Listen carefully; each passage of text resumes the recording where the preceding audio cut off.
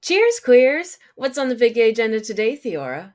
Today, we are starting our scene-by-scene recap of Heartstopper Season 3. Woo! Woo! We're so excited to be here. It's been a while since we've talked about Heartstopper, but just another magical season from this television show that's so special. And so today we're going to cover episode 1 of Season 3 called Love. So what a great place to start with love.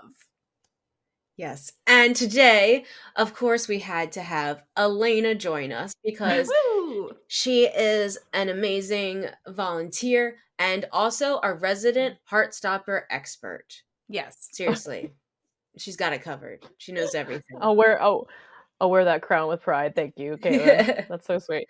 We love having you with us in discussion, so. Yes. So, but before we jump into all of that, just a quick few announcements we just get out of the way now. So if you're looking for more Heartstopper content from us, become a Patreon member. So for $5 a month, you get access to a bunch of things, including us reacting to all of Heartstopper. I'm pretty sure, like seasons 1 through 3, and our previous episodes, no ads, all that stuff. Go have fun over there. If you don't want to pay $5 a month, that's totally fine. Join our Discord where we do talk about all kinds of queer media, so you can connect with other friends who also love Heartstopper and go have a fun blast over there.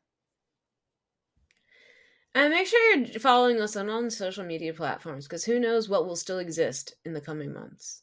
Yes.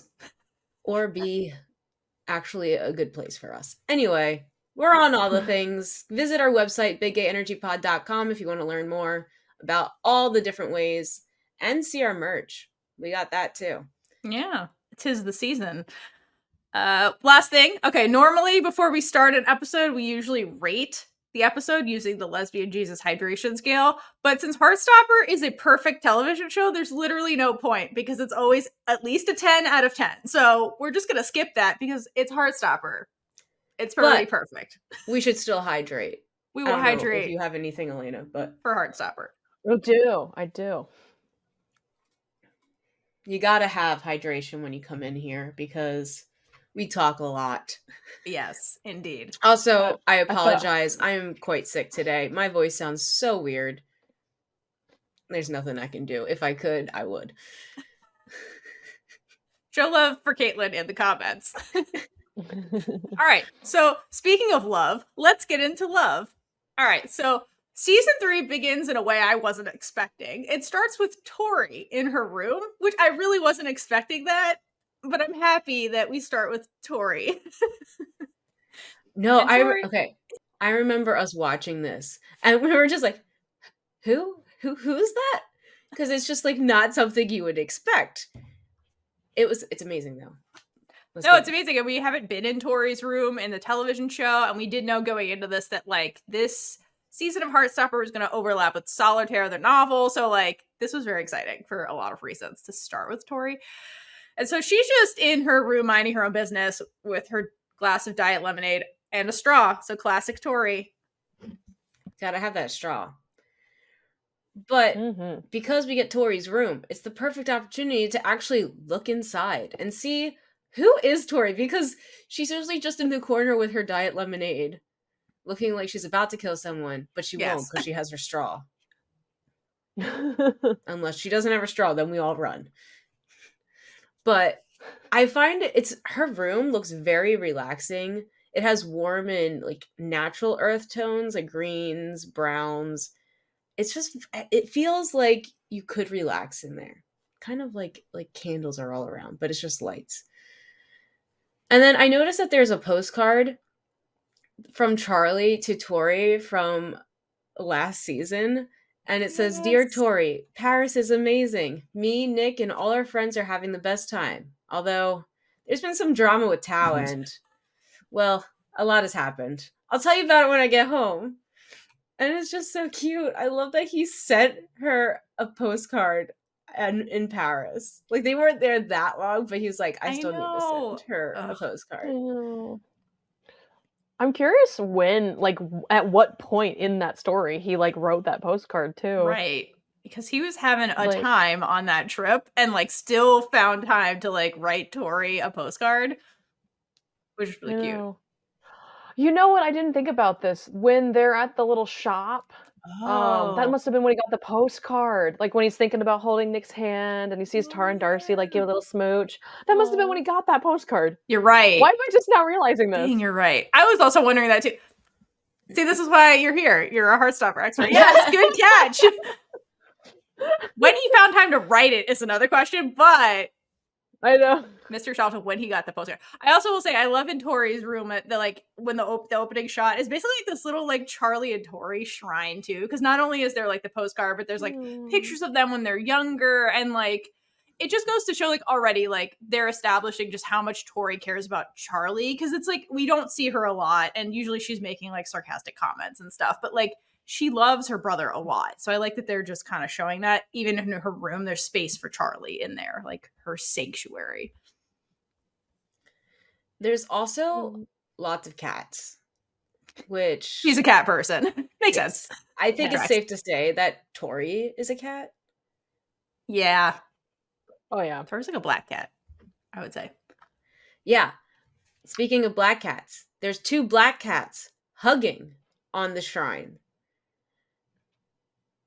But okay. Oh my god, there is. Charlie is not fully a black cat, but compared to Nick, he is the cat in the relationship. Yeah, he is, because Nick's the golden retriever. Yeah. There's like the whole running gag in like the fandom that he is like the black cat. Nick is the golden retriever. Charlie is the black cat. Also, later on the season, there are emojis for each other. Oh yeah, they text each other. Nick's is a dog, Charlie's is a cat. I'm like, okay, I see this dynamic. So is that them hugging? Is that Charlie and Tori hugging? It's Charlie and Tori hugging. Yes! It makes perfect sense now. It does. Oh, that's so cute. And it's so cute. There's this like head of Tori. Yeah, who did that? I'm assuming Charlie made it. In like art or something. It was probably because he has like a clay version of himself in his room. So probably, yeah. Or maybe they both had to do it in the same class or something, like art CSE or something like that. Like do your self-portrait in art class or whatever. Oh god. I would have died if I'd had to do that. No, thank you. No. This is not relevant, but they made me make a leprechaun in 6th grade out of clay, and it was terrible, and it kept falling apart. And by the end, it just looked like a drunk leprechaun. I don't know why, but that was what it was nicknamed. The drunk leprechaun. So, I mean, it fits. It checks out. Oh yeah, also on brand for leprechauns. All right, so after we get a glimpse at Tori's room, we then cut over to Charlie, who's anxiously practicing his I love you speech to Nick using his own reflection, which I love everything about this. The realism, his like, all his mannerisms, like, good for you, Charlie. I'm glad you're even gotten to this point.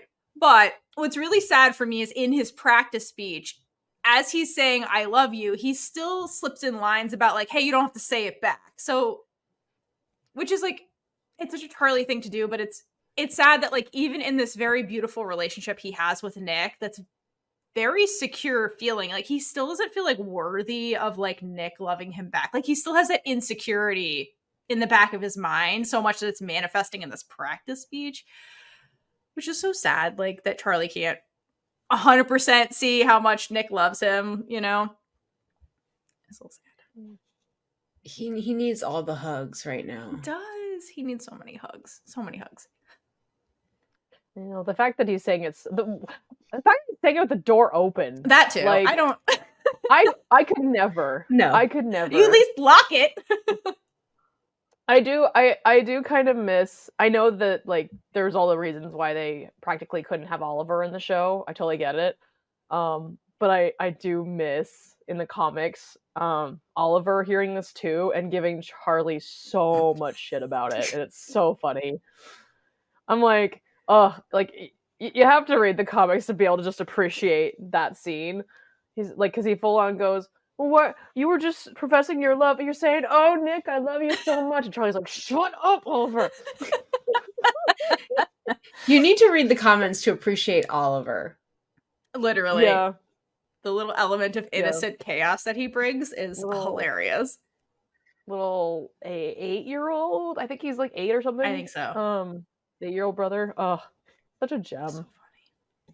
But it's okay. They do manage to pay homage to Oliver in this season, which I as a comic book reader, appreciate that they even did that at all.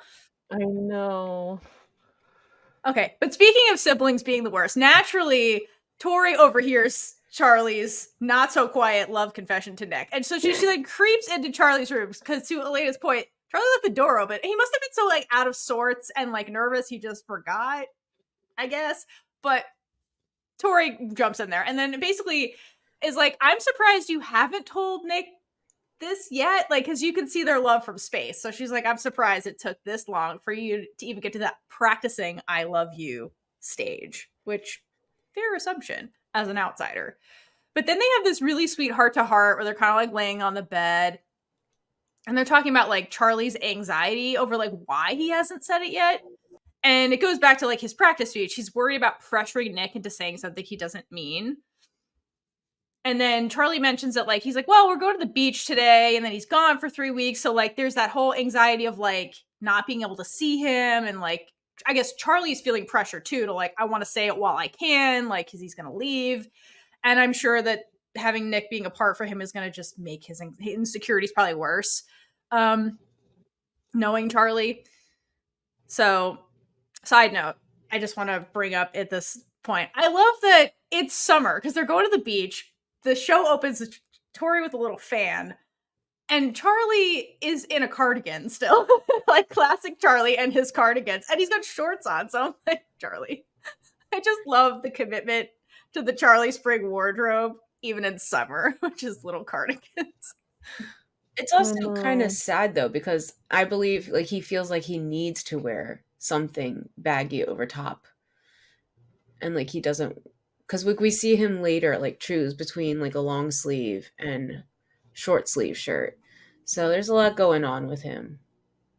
He wears the cardigan to the beach too outside. But like I think about Charlie, there's like that's Canada's. He's always cold. He runs cold. So he does always wear little cardigans. But I love that he wears it to the beach too. Like it's hilarious. Also, the whole thing about Nick being gone for 3 weeks, part of me is like, what if Charlie's like wanting to confess? Because what if Nick doesn't say it back and then he's gone for 3 weeks so Charlie can save himself the embarrassment because then Nick's gone? Yeah. That's definitely, yeah. Yeah. Because he's already mentally preparing himself for rejection, or not even rejection, just like apathy from Nick. So yeah, I think that's valid. He's like, if I do it now and he leaves, then I can pretend this was all a dream or whatever. And like, not, yeah. Or Nick won't have to see me and feel uncomfortable. Like he's probably thinking more so that because that's a really good point. All right. So the sibling banter is broken up by Nick arriving to take Charlie to the beach. And so we get the classic hi exchange, which I love. And during that, Charlie's brain immediately goes to, I love you. And I love this and the way they depict it with like the thought bubbles, because like this is actually what it's like when you're like you've realized you're in love with somebody and like no one said it, and it's like all you can kind of think about until like somebody says it, because it's like that anticipation thing of just like Charlie's showing us that he's kind of feeling, but it's like constantly on his mind whenever he sees Nick. It just reaffirms like that is how I feel, which is really beautiful. And then Nick, because Charlie's not saying anything, he's just in his brain thinking about this, like kind of says his name or snaps him out of it. And like I like the way they just pop the bubbles, because it's like the fantasy bubbles bursting, kind of like back to reality, Charlie, where you haven't said this yet and you're still nervous about it. And I love that little detail. And like again, the way they integrate the comic elements or the graphic novel elements to the show and like do it creatively, that like it's expressing more than just being like, hey, this came from a graphic novel. It's like I like the way they handle those kinds of elements in the show a lot. Well, no, the animation is just so fantastic. Yeah. I think they got a different animator or a different person taking on the animation this season, if I remember right. Oh, interesting. I might be totally wrong on that. Or no, actually, you know what? I don't know. I'm not entirely sure on that. I know there were some team changes, some crew changes this season. So, like, the director's different. By the way, shout out to Andy Newberry. My God. Oh, the directing is excellent. I miss Eros, but I also mostly just for nostalgia, but I love Andy. Andy just did fantastic. Anyway, Oh yes. but yeah, the animation, I've always been obsessed with the animation and just like putting like just showing what the person's thinking without putting it into the world itself, so like the viewer knows. But it kind of but it's still a good nod to the comics too, which makes me so happy. Yeah, I agree. And they don't like overdo it, and like Yeah. it's used very purposely, like in place of like an inner monologue for the character. So I agree exactly what you're saying. It's effective, and then also paying homage to like the source material, which I just love. I love that they do pay homage to the source material in like meaningful ways, not just to be like, hey, look. Anyway, Yeah. that's why the show is perfect. So anyway, so Nick and Charlie are basically sickeningly cute before they head off to the beach. Well, speaking of the animations, it's very interesting to see the animations in each title card Oh because yeah. it always means something. But before we talk about that, we need to interrupt this video to bring you a few brief shout outs. So, we have so many lovely Chaos Crew Patreon members, and we want to make sure that you all know that how much we appreciate you, because words cannot even describe how much we love having you with us. As always, we appreciate all of our Patreon members as well as our listeners on all the platforms, YouTube, Spotify, Apple, whatever you do. If you're listening, consuming our podcast, we appreciate you because it's helping us bring queer media to the world again.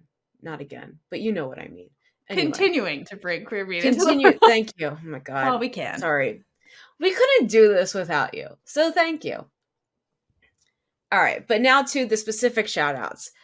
Shout outs to our Chaos Crew members on the Big Gay Ride or Die tier and above. This used to be called Big Gay Super Supporter or Dedicated Supporter. We're going through some changes, just like life. Anyway. Just like Heartstopper. So on these tiers, we have Jay, Dana, Natalia, Miranda, Regina, and Monet. Woo! And then Woo! for our selected Big Gay supporters, we have Kark 12 or Carc 12, Danique, and Priscilla. Woo! Thank We love you all. I'll try to do Thank a heart you. and see if it works. Probably not. Let's see. Theora's. Yay! Oh, if you're listening, Theora's webcam gave hearts to everybody. Because we love you. Thank you all. We appreciate it. Back to your originally scheduled programming. Okay, so let's get into this title card. Let's. So the animated title is in bubble letters this time, and it pops. Okay, so this could be like foreshadowing two different things. One, what we've already seen is Charlie's worried that he is going to ruin everything by telling Nick that he loves him, and this would be like popping the relationship if it is too soon and Nick doesn't feel the same way. Obviously he does, but Charlie has anxiety and insecurity, which is completely understandable, and I get it. Trust me, I get it. Or this has nothing to do with Charlie's thoughts. And it's just that Nick and Charlie are in a love bubble, and that's about to pop because of real life. Yeah. Oh, I like that. So there's a couple reads into it. And then I also noticed, because I checked our notes from last season quickly, these are the same bubble letters from last season when that said good mates, when someone commented about them being such good mates, and then I believe we get this like gay montage. Yeah, we did. Yeah. One of the best parts of the show. So I love that. It's the same animations. They like to keep their bubble letters pretty. I think it like comes across the screen the same way too, like if I remember correctly. But yeah, but again, that's like to your point, that's like the bubble of like being safe with the current status of the relationship before things move into something else. So it's kind of like a similar transition point in like where their relationship was kind of progressing, and that kind of like fear element of change, like being the bursting of the bubble. Because like to tell somebody I love them tell somebody you love them for the very first time is like it's scary even when you're confident that the answer is like it's reciprocated. It's just a big step, and it's like you can't take it back, and like you can't like it's like a hallmarker of the relationship is going to change one way or another after you do this thing you can't take back. So like for somebody like Charlie who's like has a lot of anxiety and cares about Nick so much and doesn't want their like little love bubble to change, like it's scary. It's never good when the bubble pops, though. No. But it's also inevitable. in season 2, yeah, it definitely is. In season 2, the bubbles, I think the sound effect was more like a balloon popping. Oh, you're right. If I remember right. I think you're right. But to that nature, it's like this is just me digging so deep into this. Do it. Does it like fall into like this is tense because we're not actually good mates, we're actually a thing? I don't know. And then like in this scene where it's like it's a gentle bubble pop, it's like, oh, look at the soft love between these two boys. I don't know. Just yeah, no, that's true. Effects. It could be like the there was more pressure with the good mates thing versus like this. Yeah. This is much more gentle and soft because they're soft boys. BOI.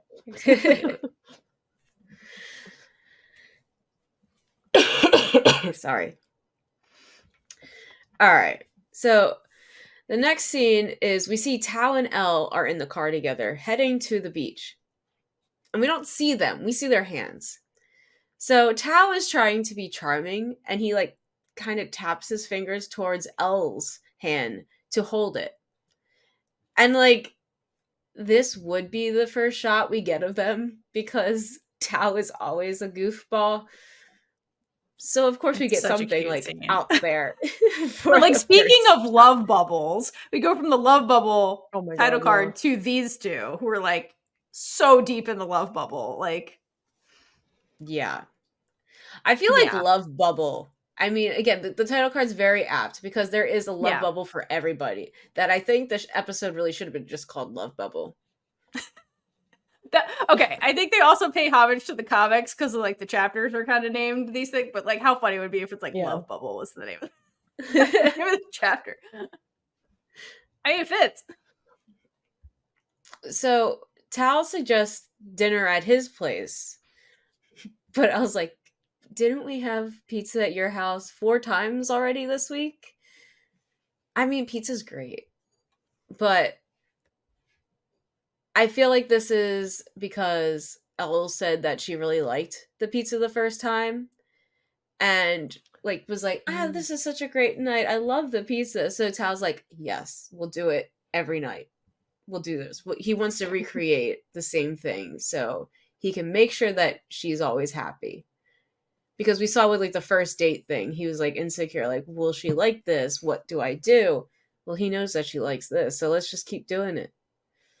Yeah, I agree with that. Because like from the beginning, Tao has been trying to create the perfect environments catered to Elle specifically, not necessarily him, to make her happy. Because he loves her, he's always loved her, and like wants her to be happy, which is totally understandable. But now he has this like ticking time clock that's also like making him more neurotic than normal because he's like, he knows that their time together is limited before she goes off to school, and then they physically cannot be together and do any of these things. Like they can't do something as simple as having pizza and sharing it. So he's like, I want to make as many happy memories for her as possible so she can hold on to that and won't break up with me when like this big change happens.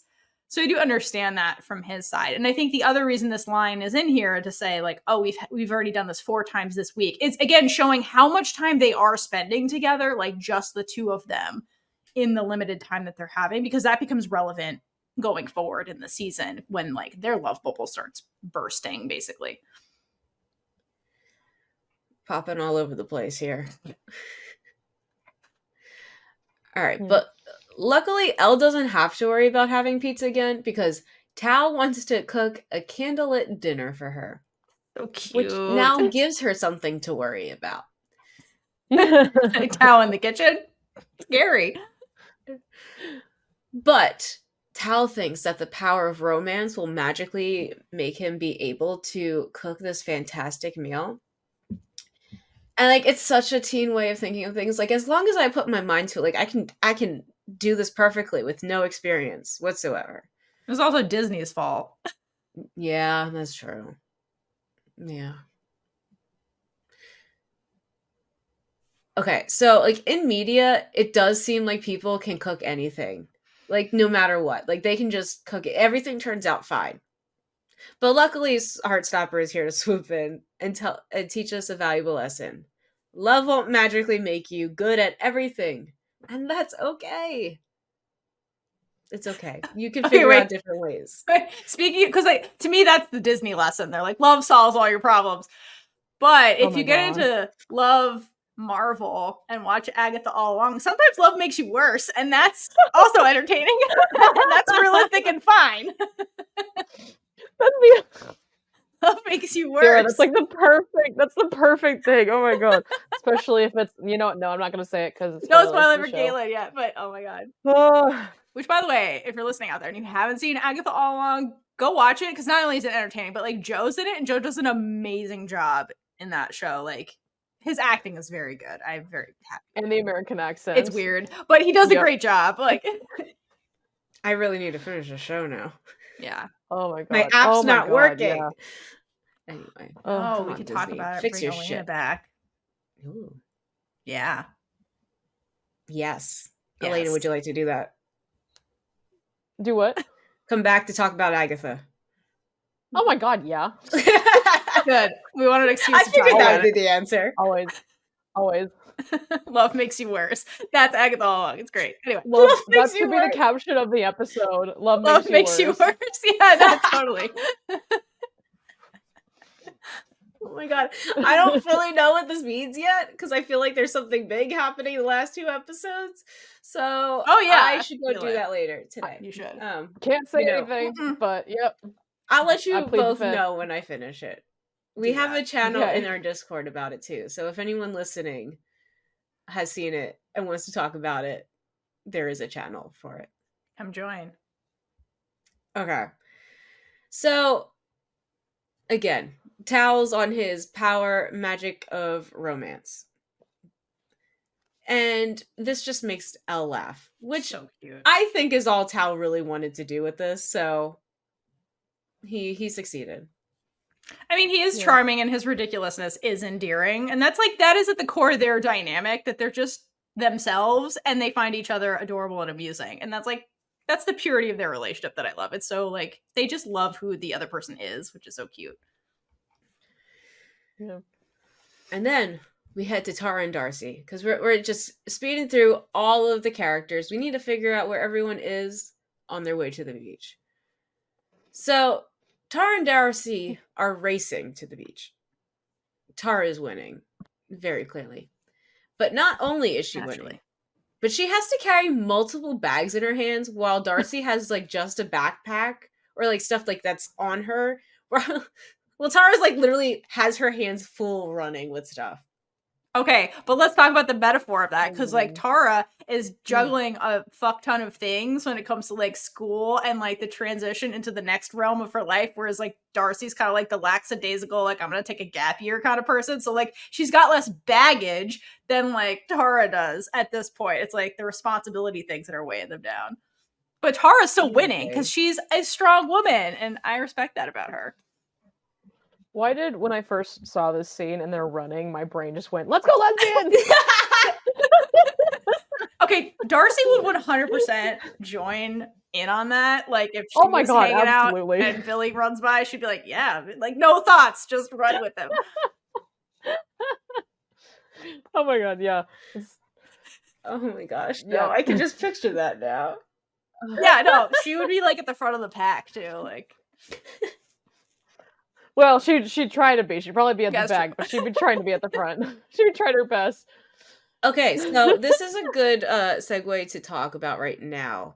Should we use they pronouns? That's a good call.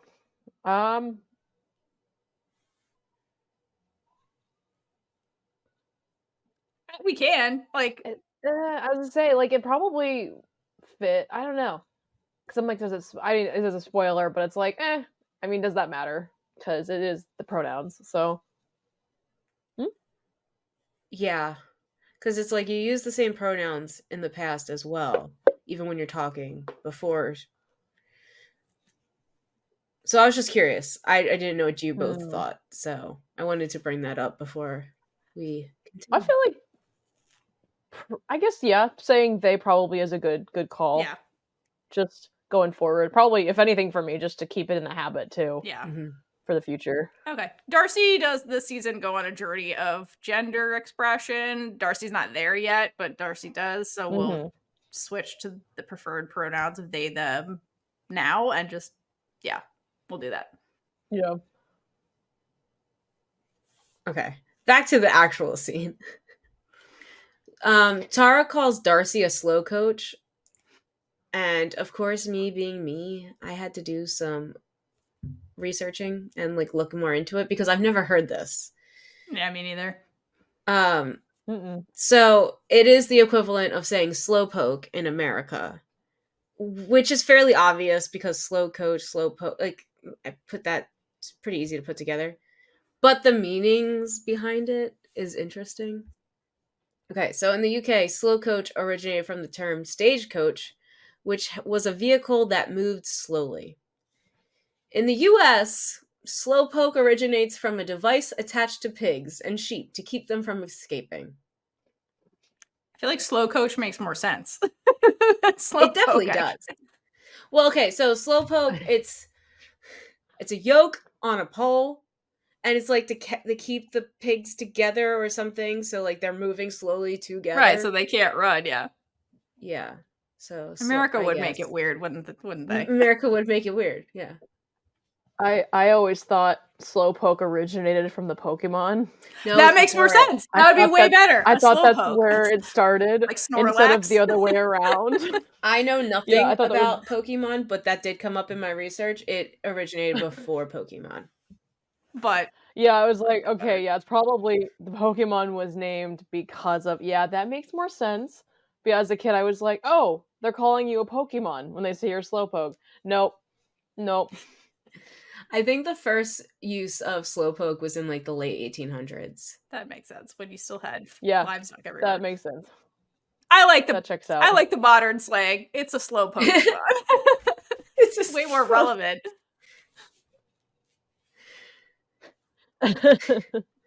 Okay, so Darcy complains that Tara never lets them win, and they say that they need the win. Which escalates to a kind of adorable, but also pretty sad competition where they both say why they need to win. So Darcy goes to, I got kicked out of my house, which I feel like is a joking excuse that they probably use in a lot of things right now. But Tara turns to, last night you hogged the duvet and my mom almost walked in on us, so you owe me. And like to an outsider, this would kind of sound like Tara is kind of diminishing Darcy's trauma or like what they're going through. But it's also a way for Tara to have Darcy not think about it too much and like make things lighter. So Darcy isn't just internalizing more right now and like keeping her lighthearted.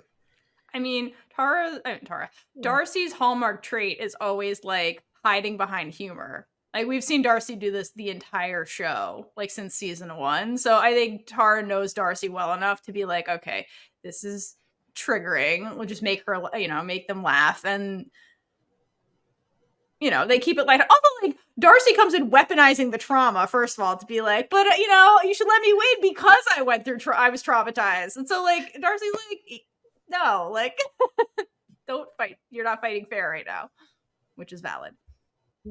I could definitely see that being like a coping mechanism for Darcy, especially for sure. Trying to joke about it, like helping them get through, because that is a traumatizing thing to go through. Oh my god, like literally to get fully kicked out of your house as a 16-year-old for wearing a suit. Oh my god, like what? Like Darcy's entire like home life was always super traumatizing. So like in a way, like yeah, like getting kicked out, absolutely terrible. But then we get to the line where Darcy mentions living with you is like a dream. So like Darcy can probably joke about it now because the situation with Tara is safer and better than what it like the home life experience ever was. So like I think maybe it's easier to like brush off the trauma because like at this point Darcy's removed from it because she's in a better, happier environment. You know, you can like it's possible to distance themselves kind of from all of that in a way, which helps with coping and processing, you know. But by saying living with you is like a dream, then Darcy's basically like anchoring her or their happiness to Tara. So then that puts pressure on Tara to be like, oh shit, like I'm the, you know, yeah.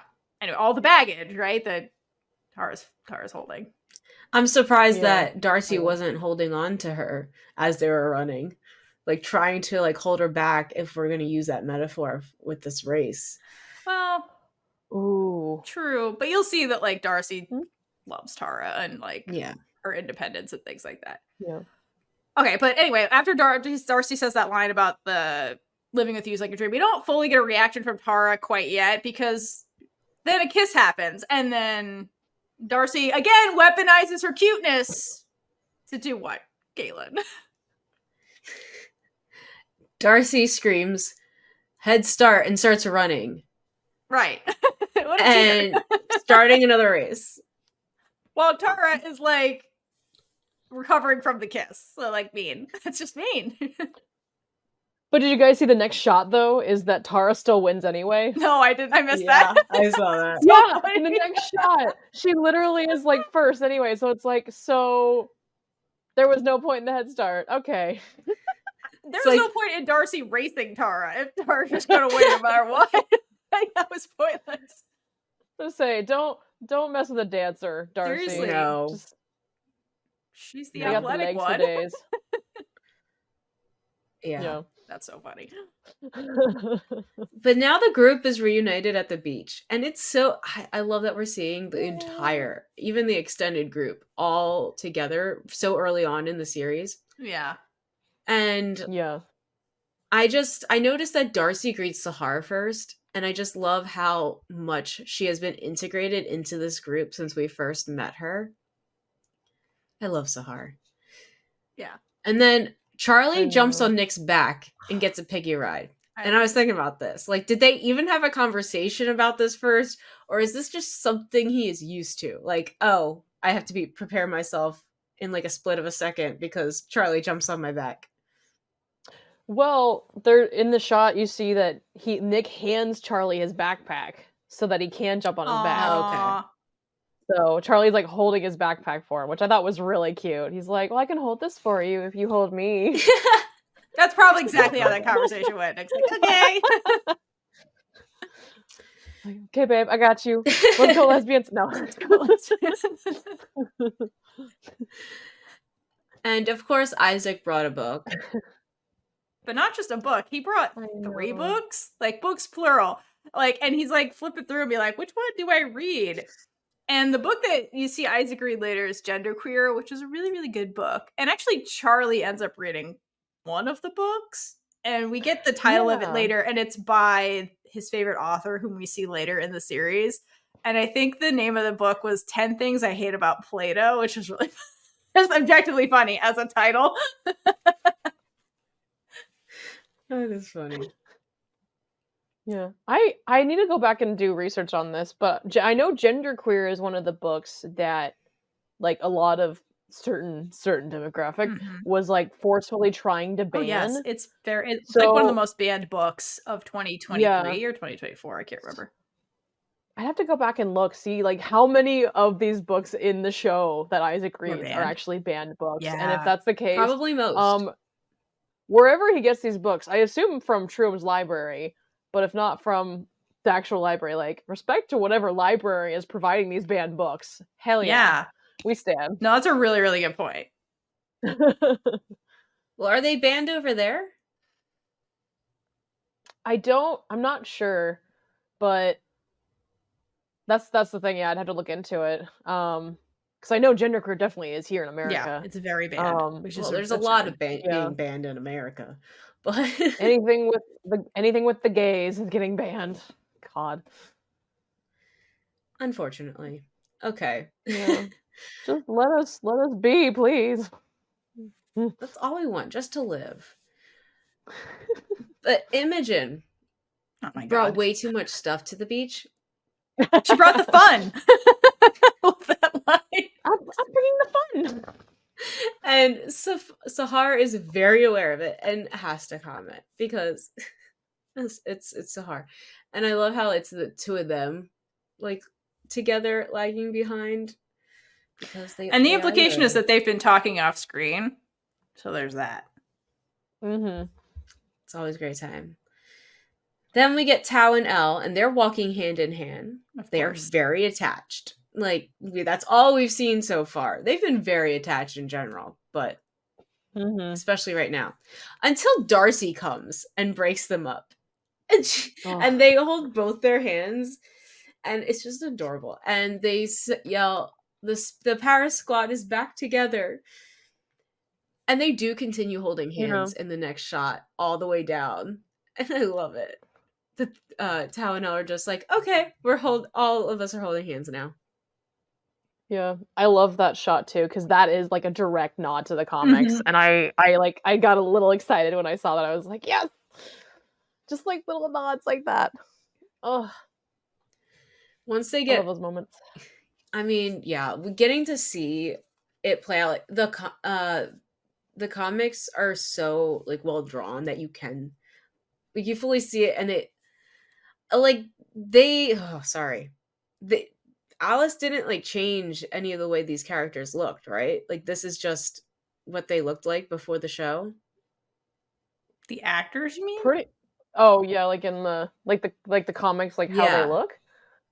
No, it was really more just that their art style, like they just got more stronger in their art style, like just with practice. That's really all it is. Like some of the characters, like look probably a little different in Volume 5 to Volume 1, but I think it's more just because Alice's art style is more developed in the later volumes, like just because of how long they've been drawing. And the characters are aging also over time. Yeah, so like they're gonna look a little bit different as they age. But yeah, more so your point, Alayna, about the drawing. But I love that they like look so similar to the cast, and you could fully That's see all it. casting. Now being able to That's casting. see it playing out. Open it's calls, really man. Cool. Open call auditions, man. It's amazing what people you can find that are just like perfect pictures of characters when you just open to the world for auditions and actually give people a chance in casting the same exact people. I know. Yeah. That are famous. What?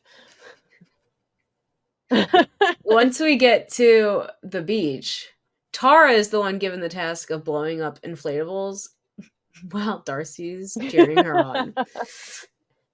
And during this, like, wait, can we talk about how useless Darcy is during the scene? And this is such a like couple thing where when one person is doing all the work and the other person's just like, love you, like good job, like she's got her like Darcy, like she's just doing her best, like Tara is there blowing up this huge inflatable thing, and Darcy hands behind their back, just be like, you got this. Like, you're doing great, sweetie. I love you. Exactly. While not helping at all. Like it's so funny.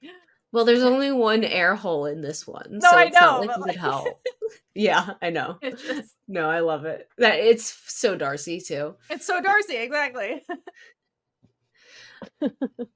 But something in this scene is that Darcy easily tells Tara that they love her. And this is something that Charlie watches. And it brings us to the scene with Charlie helping Nick put on sunscreen. And there's so much gay panic. Oh, so much. Even though they're together, there's gay panic because I love you. To the point where there are literally I love you fireworks going off in his head. Okay, but can we talk about how, again, the cute use of the animations to replace the inner monologue? So at first, the first shot is Charlie putting the sunscreen all over Nick's expansive skin all over his back. So skin touching. Oh my God. So then you start seeing the fireworks going off from this angle. Then it cuts to Nick's face while Charlie's doing this, and the fireworks are going off, and you get the little like heart and stuff. And you see Nick's face, and then it's like, oh wait, the fireworks are not coming from Charlie, they're coming from Nick now. So like it's indicating that they're both on the same page with the unspoken I love you tension that's between both of them, and it is mutual. And then it cuts back to Charlie, and you actually get the I love you spelled out in the fireworks. So like they're on the same page is what they're trying to show with the I love you sentiment that nobody's saying, but they're both feeling it, which indicates that Tori was right the whole time. Charlie, just tell him. She was right. Tori's usually right. I know. Like. Tori sees all. Tori's very observant. Ultimate wallflower. You know what I love? Another minor tangent about the animations. Something I thought about is like a lot of media you see that try to put in like so you can hear what people's thoughts are in their head. They always do it in like complete sentences of that person speaking, which I don't know about anybody else, but like in my brain, that's not how my thoughts are. They're not complete sentences in my voice ever. And so I love this about Heartstopper with the animations of like depicting images and like maybe sometimes formations of words, but it's like mostly moving pictures. Like that is my brain. That is how my brain is when I'm thinking something. So I'm like, this is like the most accurate portrayal of a person's brain that I've seen of like their inner thoughts, not like complete sentences. Especially when you're talking about like emotional moments, because like I'm with you. Like my brain is not working in complete sentences in emotionally heightened situations like this. This is more so depicting like the vibe of what they're feeling too, using imagery, which makes more sense, especially for like a teenager as well, who's like having these strong emotions. Like, yeah, complete sentences are not happening in the brain. You can barely form any kind of like words in your brain during these scenes. It's like just emotions, except the I love you, because that's I'm sure that's like on repeat in Charlie's brain, which is why you're getting those words. 100%, yeah. Theora and I talk about this a lot, actually. How she didn't know that people had like inner monologues until she talked to her wife about it. Yeah. And I'm the same way. Yeah. I have complete sentences. It never turns off. It's always sentences running and running and running and running. It's exhausting. But so yeah, funny. I do have complete sentences. That's so funny because my brain, it's like half sentences and then I go, oh, this, probably just ADHD. What can I say? I don't know. That's probably what it is. Well, see, my sentences are still like that. They do jump, but it's always like monologues going on. Brains are weird. They are. We gotta know more.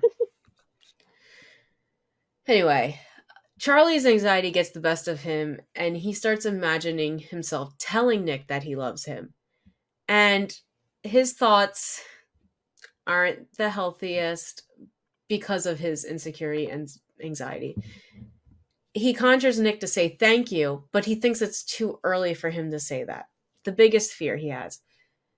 And I really love how they show how his fantasy of finally telling Nick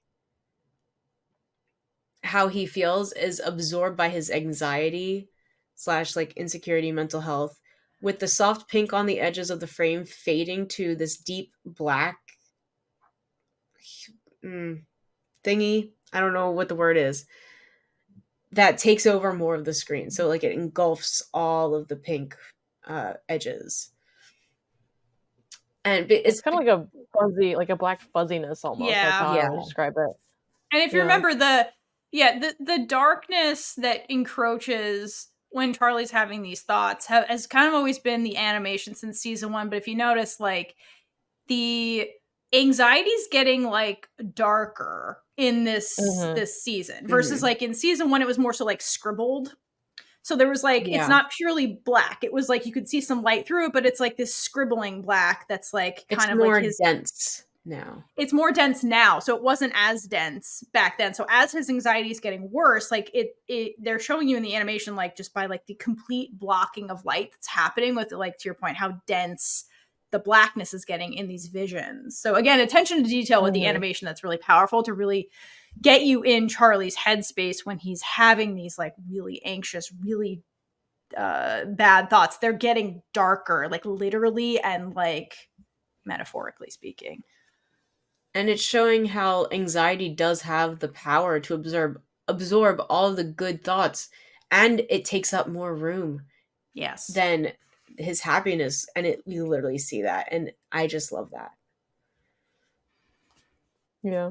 I do feel like it does say a lot about their relationship though, like when you really look at it, like from season 1, the fact that Charlie's biggest fear in season 1, those fantasies he was having, was Nick saying we can't be friends anymore, versus this now where his worst case scenario is just, oh, I'm not ready to say it, sorry.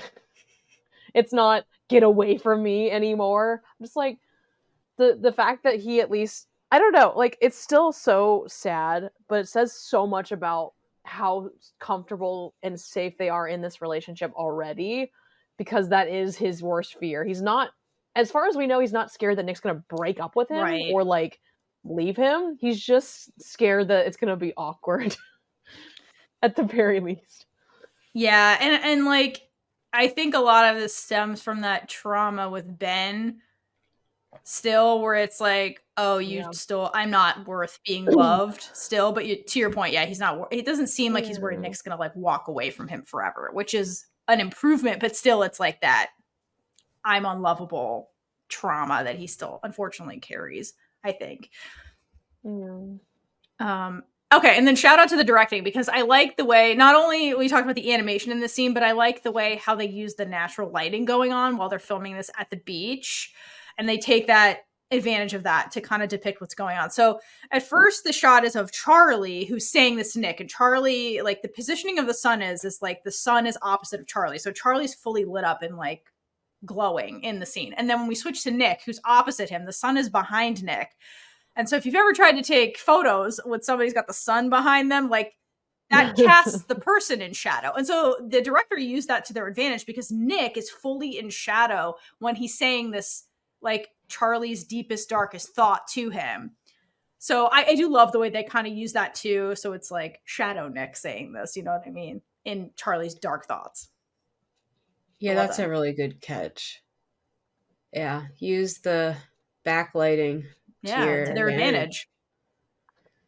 Because also, like, the other thing too is like, if you look at the frame, like behind Nick, everything's like lit up, right? Like the ocean, everything. He's mostly eclipsing the shot because he's like the center of the frame. But it's almost like to Charlie subconsciously, he's like, you know, I could be holding Nick back. The world behind him's all like beautiful and stuff, and you know, again, he's just like, am I ruining Nick's life? You know what I mean? Where Charlie doesn't ever center himself in his own thoughts. He's always thinking about the other person and how he's a burden and stuff. So it's like the shot's kind of depicting that a little bit too. Like even in his brain, like this is how Charlie kind of sees the world sometimes when he's like super anxious. And from this, Charlie is pulled out of his anxiety-ridden daydream, which is his terrible daydreams. And Nick asks if he already has sunscreen on. But apparently Charlie doesn't burn, just hands.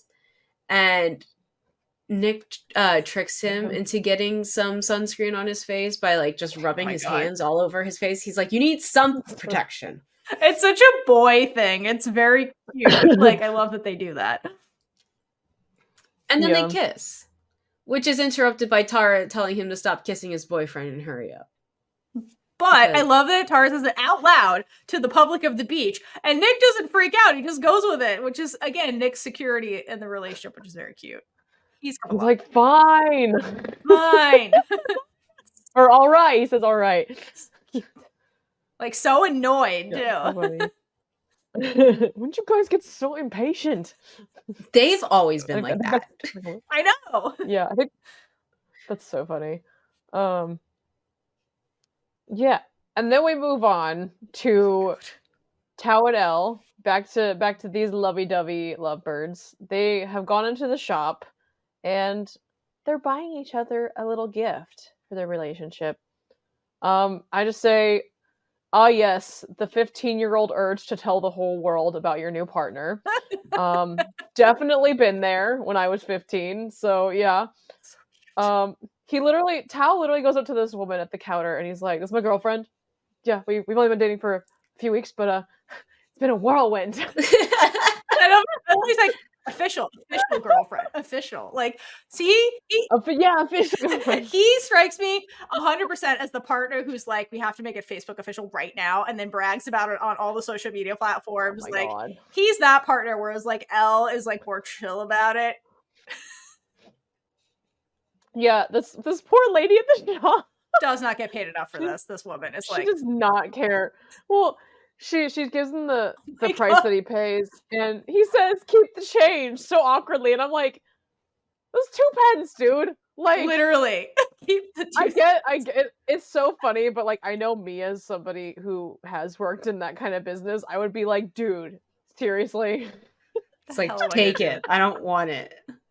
I don't want it anymore. No. That's so funny. Keep the change. 2 pence. Yeah, thanks. That'll pay my rent. Thanks. That was so we'll add up eventually after years. After years of dealing with 15-year-olds in love, yeah. Yeah. Oh my God. Side note for this, I believe it's this character and not the one with Nick later, but I think I saw a TikTok where the actress who's playing the cashier here, she's a teacher and she has this video of her telling her students that she's going to be in Heartstopper, and they're all freaking out. That's so I couldn't cute. find it again, but I was trying. I believe that's what I saw. So if I'm wrong, I apologize, but that's my memory. I love that. That's It's really so cute. That'd be so cute. They were freaking out, and obviously we don't see the kids because we shouldn't, but it's like, oh my God, she's like, they're gonna see me and like I need to prepare them. So it's like the day before it came out. Oh man. What? Oh man. Could you imagine if she hadn't told them how they would respond? Teacher, is this you? Huh? It'd be like the Spider-Man meme almost, but it's just one. Huh? Or no, she's in the room with them when they watch it, and they just go. Yeah, the next day she's like, all right, instead of learning today, we're going to learn about love bubbles. Heartstopper. And we're gonna watch Heartstopper, episode 1 of season 3. Hell yeah. Best day of school ever. I wish.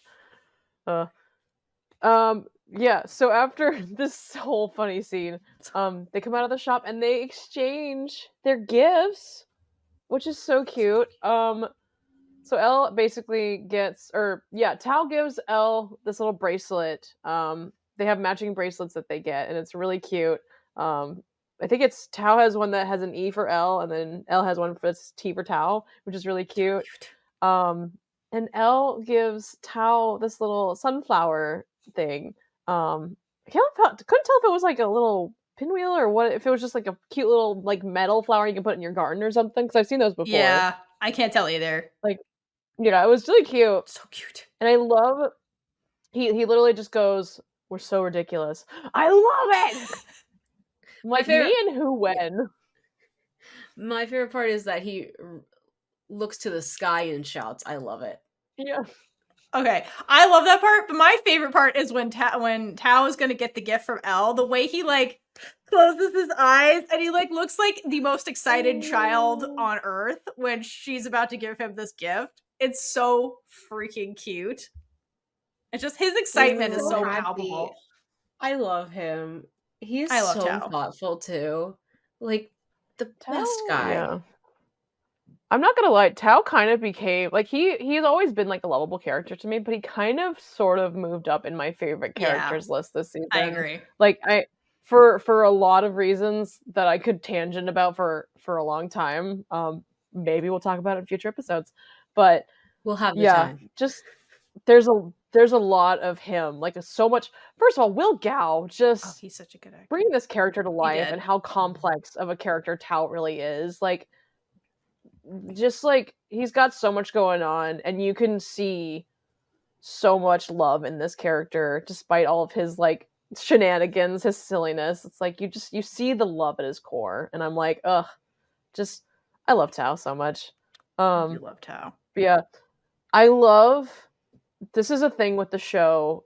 So at the end of the scene, or when she's giving him the flower, there's this music that comes on, and it is their theme, but it's that they have in season 2, which is the theme is literally called Tao and L, or T plus E, I think is what the song is called, in season 2.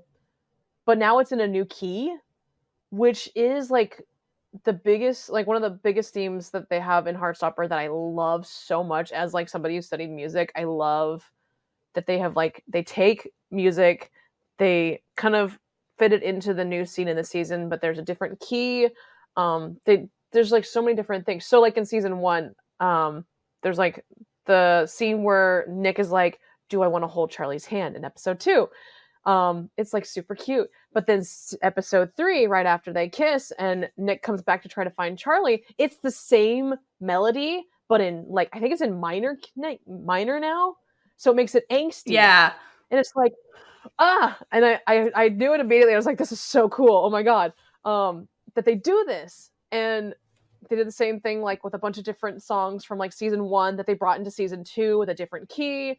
Kind of like, and I'm sure like the artist Addie's Car Chase did like a little different like modifications to the actual song, maybe even like completely reproduced it with some of the different vibes, the different sound effects and everything, and just it fits the vibe so well, but it still is a nod to like this. I don't know, it kind of like shows this is the journey that these characters have gone on, but also like this is still Heartstopper. This is still the same show, but things are changing, things are growing, yes. and I love it so much. I love the music. Addie's Car Chase is just an amazing artist and does such a phenomenal job on this show. So I love it's that just you the caught constant that. theme. It's a great point. I just the use of music in any. I love listening to movie soundtracks, video game soundtracks. So like, and I love the Heartstopper soundtrack so much. Oh my god, the music in general in the show is so good.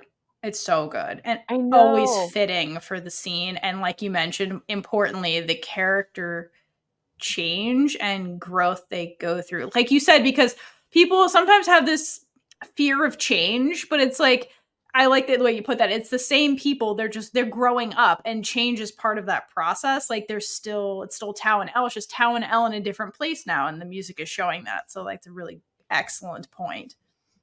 I just love it so much. One more thing I just want to bring up from the scene before we move on. Okay, is the gifts themselves. So I love that Tao gets Elle friendship bracelets because like at the core of it, they've always been friends. So like it's a way to show that like their relationship, even though they're dating, like they're still friends at the end of the day. So I love that he's like paying homage to the fact they've always been friends. And then Elle's gift is super thoughtful. She gets the flower because she says, well, on our first date, you brought me flowers. So now I'm gifting you a flower. So I love that they're both paying homage to like their origins, like as friends and like their first date. So again, to be like, to your point, like they're still Tao and Elle, even though they're in a different place, and things are about to change again when Elle goes off to school.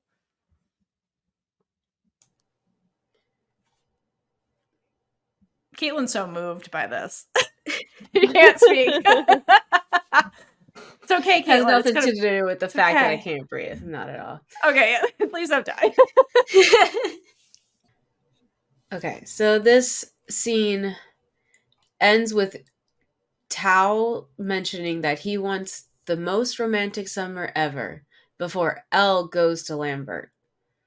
That is the main concern in his brain right now. The summer of romance. All right, and then we get the kiss between them with the butterflies, but which is again their thing, but it goes deeper than that, which I love. So if you notice, Elle, her jewelry is all butterflies. She has butterfly dangly earrings, and the gold necklace she's wearing has a bunch of butterflies, and there's like a gold butterfly that shows up. So I love that little detail that like that's her headspace, even though like Tao seems very insecure about like again the relationship and the imminent change, but like Elle seems secure in the relationship even by like the jewelry and like things like that. Have you guys talked about at all like the theory about like like just the whole butterfly thing relating to Elle and how she's blossomed into this butterfly through her transition. No, but please elaborate. Because I now that you mentioned that, I was like, that makes perfect sense. There's just like the talk of like the butterflies are like representing, like in her sense, it's representing her, like her journey transitioning, and like she's gone. I don't know if it's a caterpillar, but she's transitioned into this gorgeous butterfly that is, she is glowing, she is sparkling, she is like just living herself, which I think is so great. I don't remember what the whole deal is with Tao with the butterflies. I can't remember, but yeah, it's like primarily with Elle, just like her personal journey, and I love that that's like still a thing. So he's growing into the relationship and becoming more, I wouldn't say secure, but not yet. Not yet. But he's like growing every season in the relationship, going from friends to being together. Like his own head space is changing as well. Well, I wonder if it has to do, his transformation has to do with like the quote, like abandonment issues that he has with like his father dying. And so like learning to love again.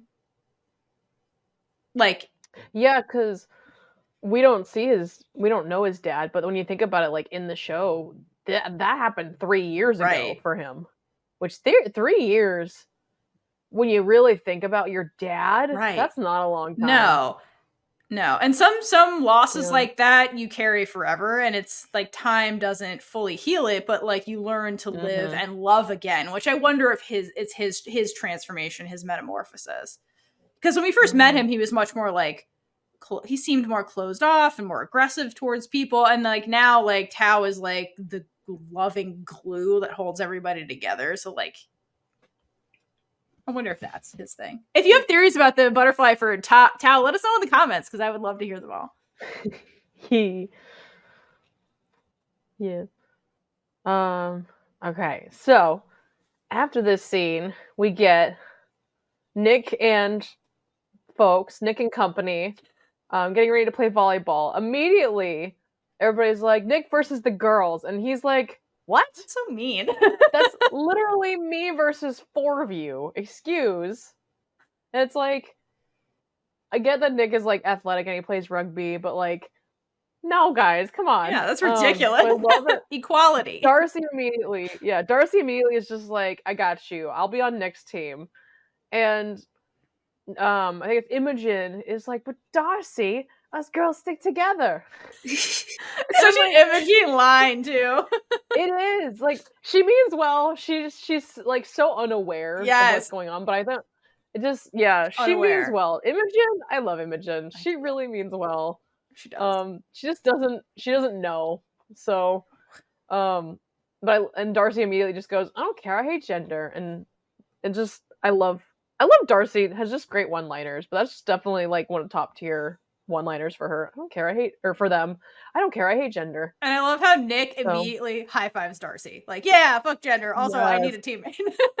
This was fucked up. Yes. Yes. And then while that's all happening, Charlie and Isaac are sitting reading. Charlie's actually reading a book, which you said it was the 10 Things I Hate About Plato. Yes, by the author, that. Jack, the one that shows up later. Yeah. By the hot author. Hot classicist, yeah. Yeah. They're sitting reading, and this is when Isaac kind of noticed, he's just like, you okay? You seem stressed. And Charlie basically tells him, like, I want to tell Nick that I love him. And Isaac makes this joke. He's just like, well, I mean, if you're not going to, you can just sit here staring at him. Charlie's like, I'm not staring. And I just say, like, Charlie, we all saw you staring, buddy. But it's like, I'm pretty sure even Nick, I think he mentions it later in the episode, but Nick clocks it. Even Nick clocks it. Like, I saw you staring. Come on. It's like, hey, you're my boyfriend. It's fine. If I wasn't okay with it, I wouldn't. Yeah. Nick was probably pleased. He's like, yeah, Charlie's checking me out. My boyfriend thinks I'm hot. Excuse me. OMG. Is it too soon to put more sunscreen on me? I don't know. Yeah, the fact that he immediately is just like, Hey, hey, Charlie. can you put All sunscreen over. on me, Thanks. while I'm shirtless, with your bare hands? Like, obviously, he's chill with it. It's just funny. The whole thing. I was like, yeah, we see you, Charlie. We all did. We all see you. All of us. Yeah. We saw you in season 1 trying to like purposely stare straight forward while Nick was in the changing room. We all saw you. Oh, that changing room's seen some things now. It sure has. I do love in this scene though how comfortable Charlie is with Isaac to like really confide in him over the struggle, over his own, like, because anxiety can be something that's really personal. And yeah, he talked to Tori about it, but like they're siblings, and sometimes it's easier to confide in your sibling who like has known you since your forever started. But it shows like how good of a friends that they are, and then in turn, Isaac does confide in Charlie because he's also like, I don't understand the appeal, and then they get into the I am Arrow Ace conversation, which again, like we haven't seen Isaac talk to any of the friends about this yet. So the fact that like he feels close enough to Charlie to say it again speaks to the depth of their friendship, which I really, really love. I know. I love that. Like Charlie automatically like knows what asexual is. But when Isaac says I'm probably aromantic too, Charlie goes, I don't know what that is. Truthfully, I appreciate that he's like truthful. He's like, oh, I don't really know what that is. And Isaac just goes, that's all right, you can Google it later.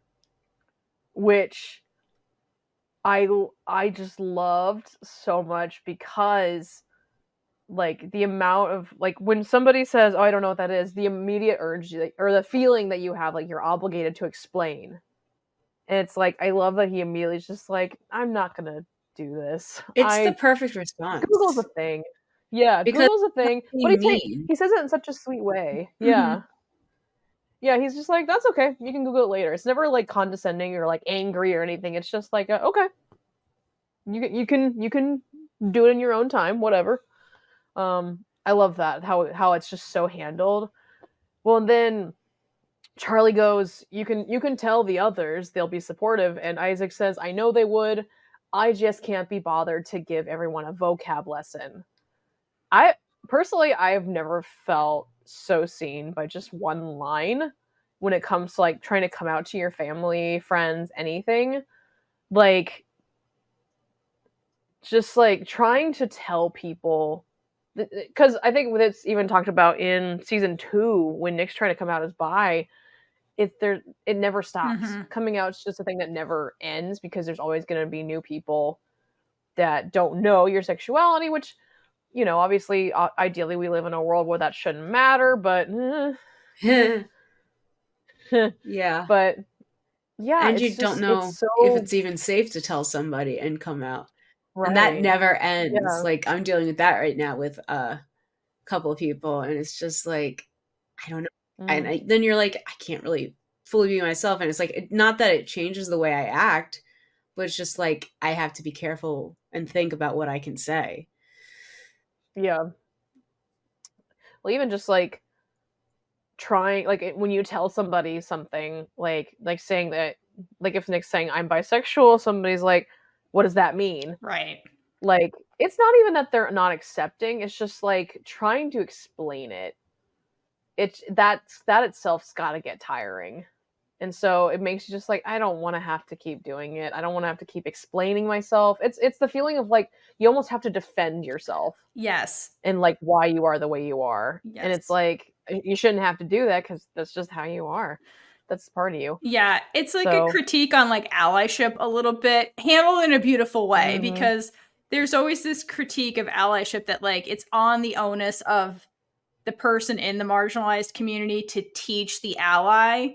And this can be broad to many types of group, like inner dynamics that happen in between groups, queerness being shown here. But it's always on like the marginalized person to explain to the ally the situation, when really the work needs to go onto the ally to understand the marginalized person's situation in order to be a better ally. So like this is a good depiction of like allyship, because like later Charlie fulfills the promise of like being the good ally, and like instead of like making Isaac be the teacher to Charlie the person who wants to be a good ally kind of thing. So I like that implication as well, because that is a very real thing happening in the world now. And like the marginalized people are like, we're tired of teaching you, put in the work, do it yourself, like be a good ally.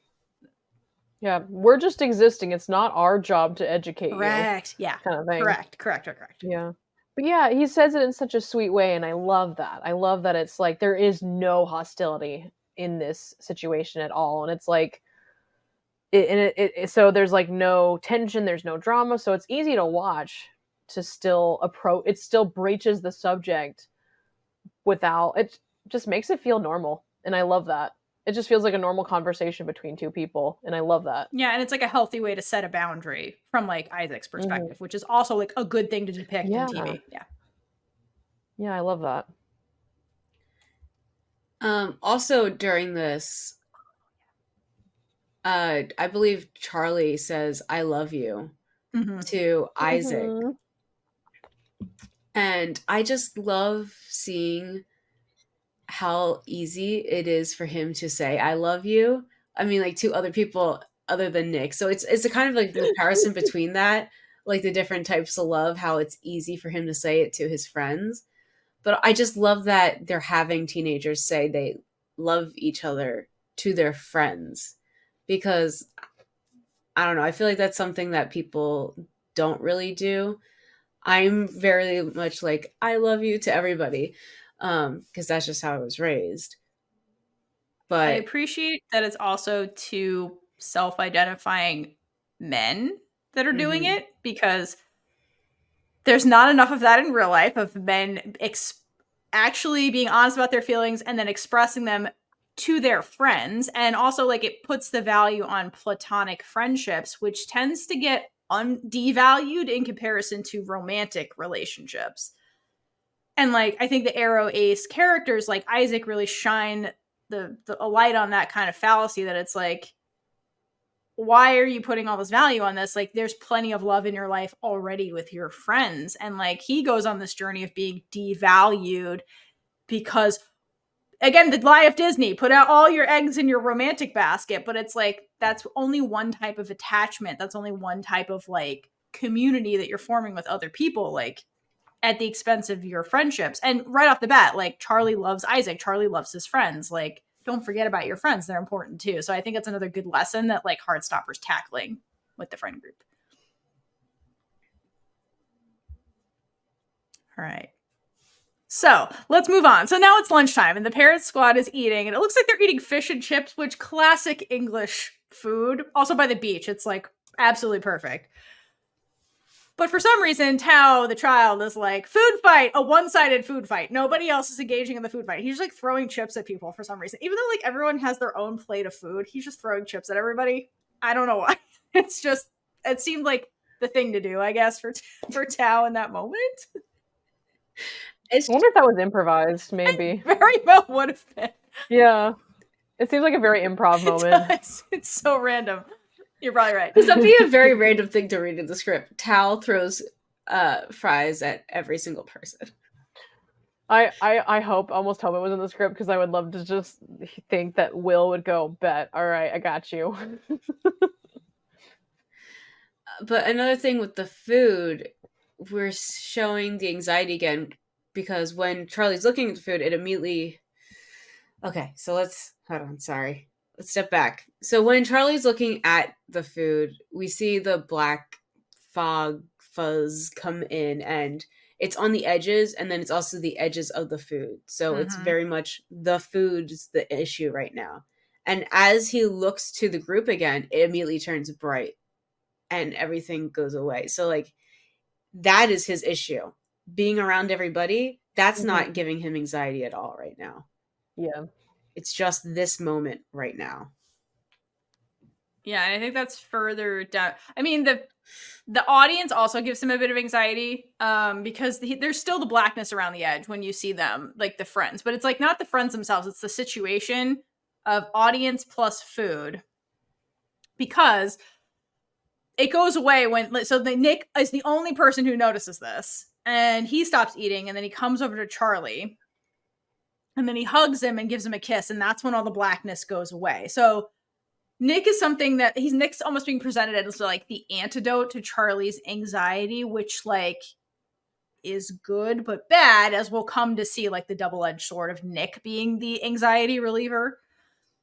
But because Nick, as the supportive partner, as you see in the scene, is developing his own anxiety over Charlie's anxiety. Because like he was fine until he noticed that Charlie was upset, and then he stopped what he was doing to go like take care of this. So like this situation of being around other people and eating is something that Nick has noticed. And so he offers Charlie, he's like, hey, do you want to go somewhere that's just us, where you can eat, basically? Because when they're just alone, Charlie will eat. So I think he's starting to put 2 and 2 together, that it's not just the food. Sometimes it's just being around other people. Like, so he's doing whatever he can. And then, but then they get interrupted by Tao, who's like, ice pop time or ice lollies, which I love that. And Nick, if you notice Nick's initial reaction, he almost looks like defensive when Tao says this, because he's kind of pulling them out of this bubble where he was trying to like alleviate Charlie's anxiety. And he's also aware that the friends are not aware that Charlie's the only one that hasn't eaten any food. Like everybody's done except Charlie. His plate is completely full. Like the basket of fish and chips is 100% full. And it's like dessert time for everybody else. So he immediately deflects the situation off of them. And he's like, we're stuffed. No, we're good. Like, and then the friends go back and don't notice what's going on with Charlie at all. And by doing so, Nick did something very important for Charlie. Because again, like all the focus went on them, and that makes Charlie nervous when he's the center of attention. Like Nick, I think, learned that from Tao. So he's like, nope, you take the attention back, Tao. Like, don't put it on Charlie right now, because it'll make things worse. And so that works. And then also by like Nick denying extra food, it alleviates that anxiety from Charlie from having to do that, because he's already like not eating what's in front of him. So, Nick's doing his best to step in the role as supportive partner, but it's like, as you see, like it takes a certain mental toll on Nick to constantly have to be like watching over Charlie at all. Like, because nobody else notices what's going on with Charlie, which is also like kind of sad that like everybody's wrapped up in their own thing and they don't see this thing that Charlie keeps doing, like literally right in front of them. So anyway, Charlie doesn't end up eating. Lunch ends.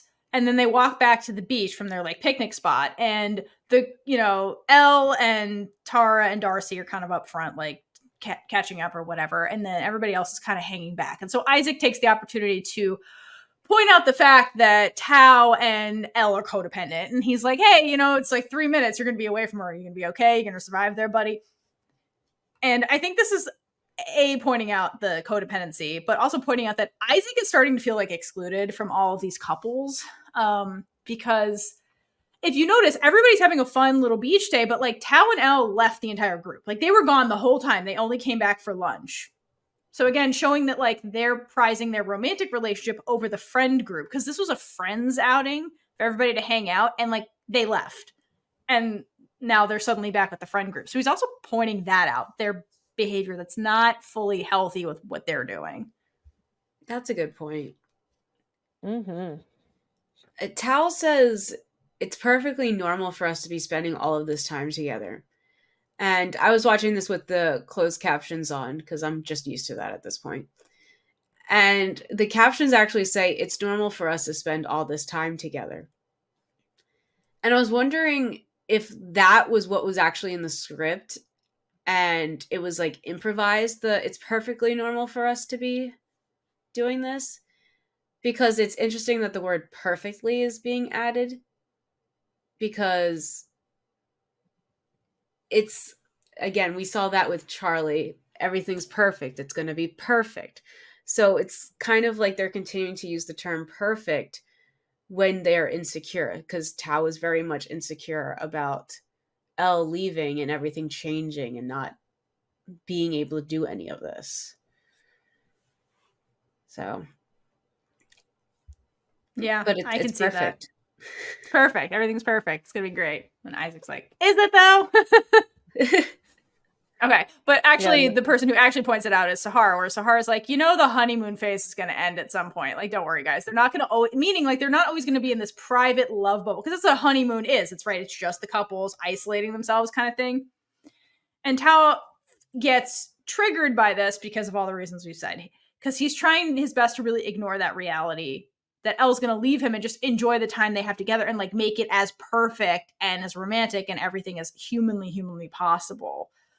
Because at that point, he's going to be spending more than a couple minutes away from Elle. It's going to be like a very extended period of time where like they can't really be together. So he's very triggered by that, which is totally understandable. And also, like, even if they were just friends, also a big change. They've spent their whole lives together and then suddenly like that person's gone. Like, that's big on a lot of levels for Tao, especially somebody with abandonment issues because his father left in a very permanent way when he passed away. So like, this is Tao's big struggle. And it's, you know, understandable that he's clinging as tightly as possible because he's afraid.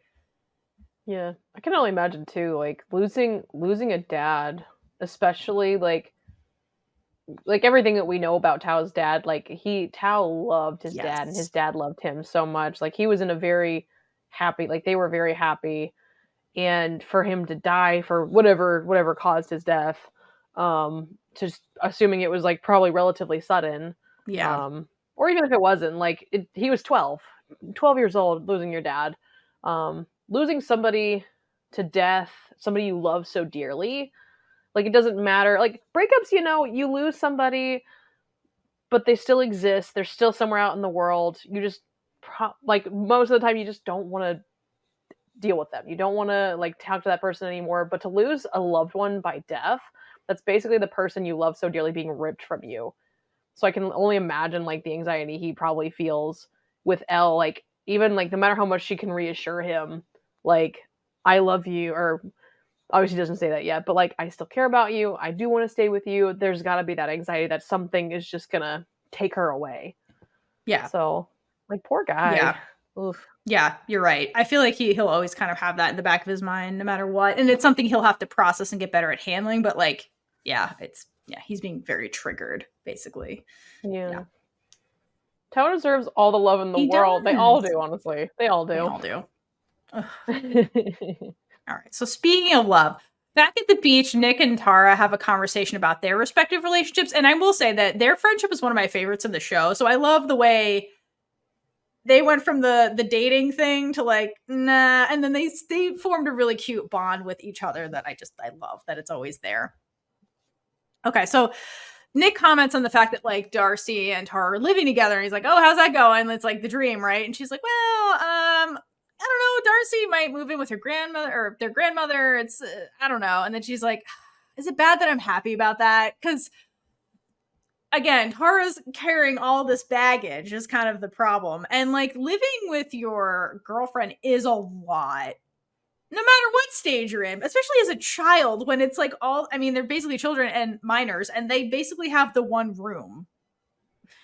And so it's a lot, but like Tara's like, I know that Darcy is safer living with me because like we all know what Darcy's home life was actually like with her mother. Then she got kicked out over nothing. And like Tara feels like more responsibility to be the safe space for Tara. And I love that she's having this conversation with Nick because this is exactly how Nick feels about Charlie. He's the antidote. He's this, and he knows that. He's very aware that he's the safe space for Charlie when Charlie starts getting into his eating disorder and his anxieties that Charlie may or may not be aware of that's happening.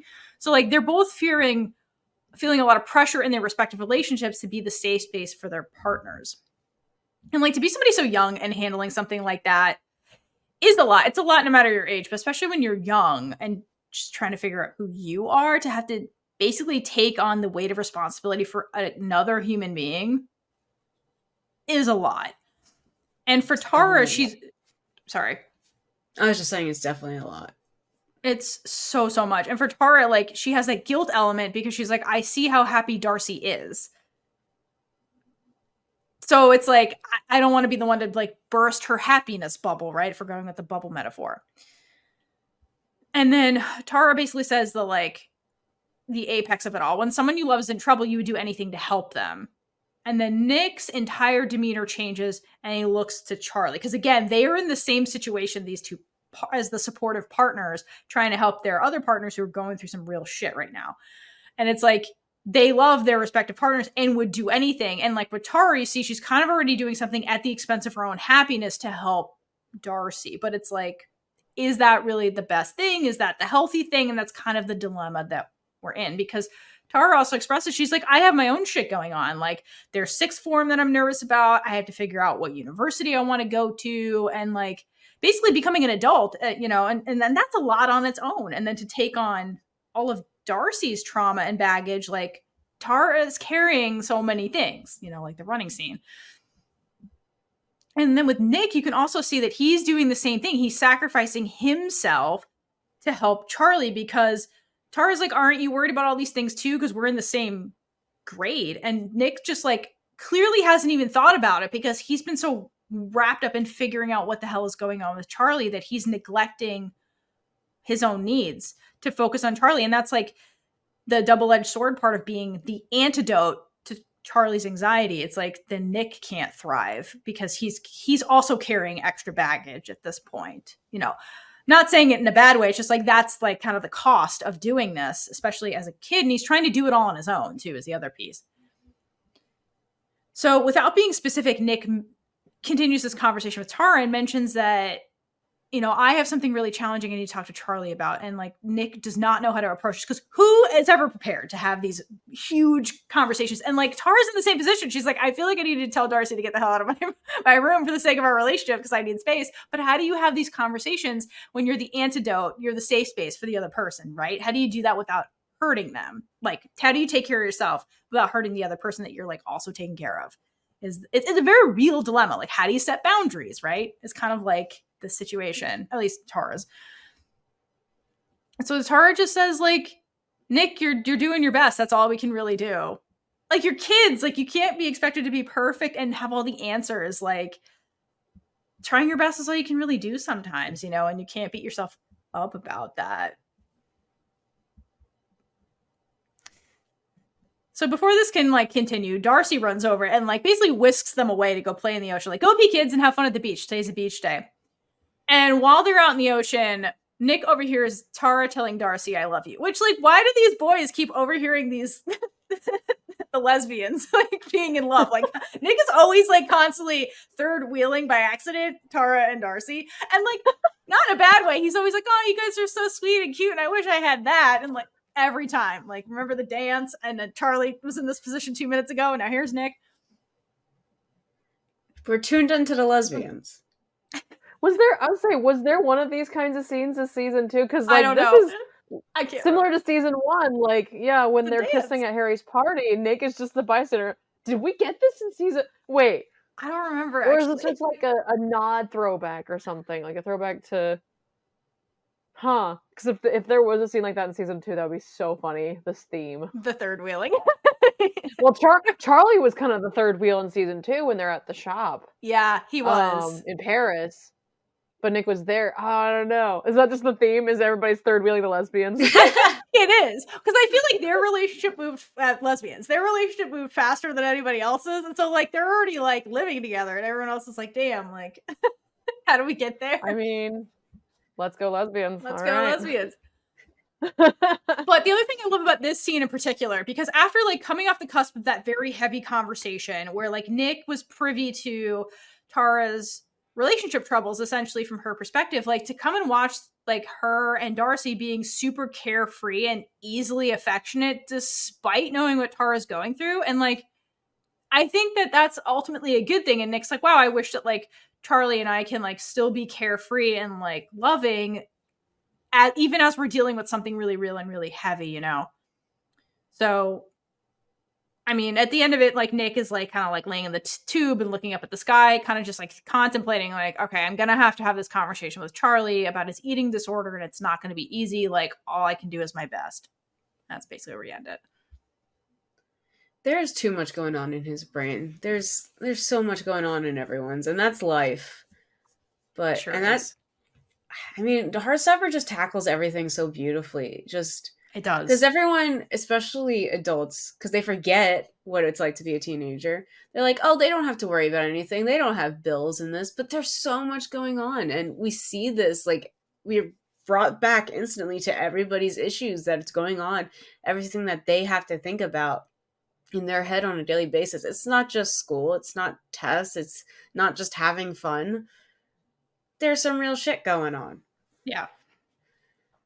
One of the most heartbreaking things I've watched some people like react to Heartstopper, especially like season 2 and like Charlie's journey and everything. I hear so many people go, "Oh my god, he's only 15. This guy's dealing with this at 15." I'm like, a lot of teenagers at 15 are dealing with that. Like, you all would be surprised. Like, it is heartbreaking that you're 15 and you're dealing with this, but it's like, it is amazing how many teenagers are dealing with this. And every teenager is dealing with something in some capacity. It's almost like, I don't know. It's amazing how much we forget what it was like to be teenagers. Or once we hit a certain age. Or just how much like teenagers hide, so you just don't see it. Because like, who wants to talk about being bullied? Who wants to talk about their eating disorders or like whatever struggle they're going through? Because especially in America, this is in the UK, but in America, like being perfect is prized, this thing that no one can achieve. And you have to be, it's individualism, and you have to be like able to pull yourself up by your bootstraps, which makes no sense if you actually literally think about that. You cannot actually do that. That's a misused quote, by the way.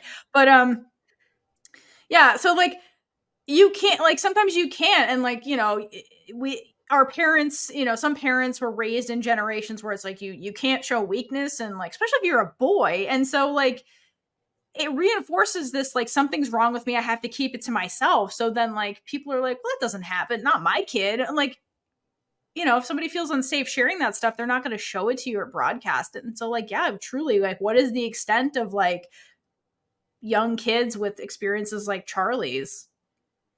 I see the not my kid thing a lot. Mm-hmm. And it's really sad. Because Denial's then a hell it of a means drug. that they're not getting the help they need. Or they don't feel safe, like telling their parents is another thing too. Yeah. I mean, we saw Charlie struggle. Charlie's going to struggle with that with his parents too. Like it's not, you know, uncommon. Yeah. And like Charlie's mom has got like her own trauma battles she's still fighting internally, like with her trauma. Yeah. And it's like that it doesn't automatically make her like a bad mom. It just makes her like, she's dealing with her own stuff. So a lot of her mental energy is going to that, when it ideally should be going to being a mom to her kids. And it's not necessarily like that. Oh yeah, that doesn't make her a bad person, doesn't make her automatically a bad mother. But it's like, it does make it like it you have to acknowledge it does take a toll on the kids. It really does. Yeah, for sure. And like, again, it's one of those things like the Disney thing. Like you forget that parents are humans also. And like, just because you're an adult or a parent doesn't mean that like your mental health magically is fit. Sometimes it gets worse. Oh, so like, people are imperfect and just doing their best, to quote Tara. And like, sometimes it's like, you know, the outcome gets affected by the mental health of that person that's kind of in charge of the situation. And that's kind of where Charlie's at. And so, and you see every family member, like Tori's not doing great. Like, and people kind of carry on and do the best they can. But like, we kind of affect each other with our own like stuff that we have going on internally, you know, for better or worse. Yeah, no matter if we want it to affect other people or not. I mean, I don't know why you would want it to affect somebody, but I don't know what other people think. Anyway. So from here we go to a kind of comedic relief that's really quickly. So Tal was building a sandcastle, and he's like tapping all the edges to get the sand to loosen, and he lifts it up, but nothing comes out. So it's either that nothing came out, or there was never sand in it in the first place, and he's just making a joke, which would be very Tal to do. So both are plausible. My question was like, did he remember to make sure the sand was wet first, so that well, it actually sticks together? We didn't see sand like pour out either. Yeah, but that would have been funny too. Or is it like, did it just kind of like leak out the edges as he was tapping it? I don't know. I'm just like. Did it make it hot? Did he just like put it on top and think that the sand was just going to make it itself? Or just puts in like full on dry sand and it just like starts to like pour out the back and he can't see it, and then he opens it like, oh, huh. Ta-da! You're muted. Can you hear Theora? Theora, we can't hear you. Oh, sorry. I said, is this not a metaphor for Tao's day where he's like trying so hard to make something perfect and then it just fails miserably? Like, poor Tao. That's so true. Oh, that's just like the perfect moment of that, and then the song in the end by Linkin Park. I tried so. Oh my god, that would have been so funny if that's what Charlie was listening to instead. Oh my god. Perfect Could you angsty imagine song. Charlie listening to Linkin Park? I support it. Me too. He needs some angsty millennial music. I know. Ugh. So from here we go to Nick and Charlie, and Nick is trying to convince Charlie to come into the sea with him. Because Charlie, up to this point, has only been sitting on the beach. Mm-hmm. And Charlie expresses that he doesn't want to take his shirt off. And, like, that is the big thing, like, keeping him from going in the sea right now. And Nick just is like, keep it on. It'll dry in the sun. And, like, that's the perfect thing to say. Perfect. Everything's perfect. It's the perfect thing to say to him, because it's like, okay, well, we'll meet you where you are, basically. Like, keep it on. No one's telling you have to take it off just because you think it's expected of you. No, keep it on. Things will be fine in the end. So Charlie goes. And he goes to have fun, and I just love that he does go. He doesn't like, no, I'm still good. I'll just stay here and read a book. Which also would be okay. But you could see that he does want to go out there and be with everyone. Well, Nick. Well, yeah, it's not everyone. This is also his last day to spend time with Nick before Nick's gone for 3 weeks. So, like, he faced his fear to, like, spend time with Nick, which is a good thing and a good sign for, like, Charlie overcoming obstacles, like, as long as he has Nick's support. Okay, well, first of all, I love that they start playing in the ocean, which is really cute. First of all, everybody in the beach does some version of, like, splash fighting, where it's like, I'm gonna splash you with water, you splash me back. Charlie starts the splashing with the water thing, which is a good sign because he was hesitant to go in the ocean, and then he's the one that starts the playful stuff with Nick, which is very sweet and cute.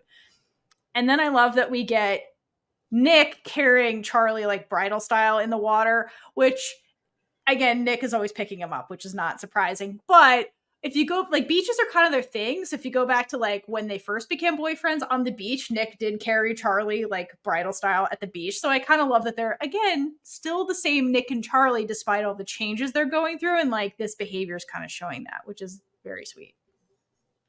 Yeah, and now that he's holding Charlie, he has the perfect opportunity to dunk both of them underwater. I hate when people do this shit.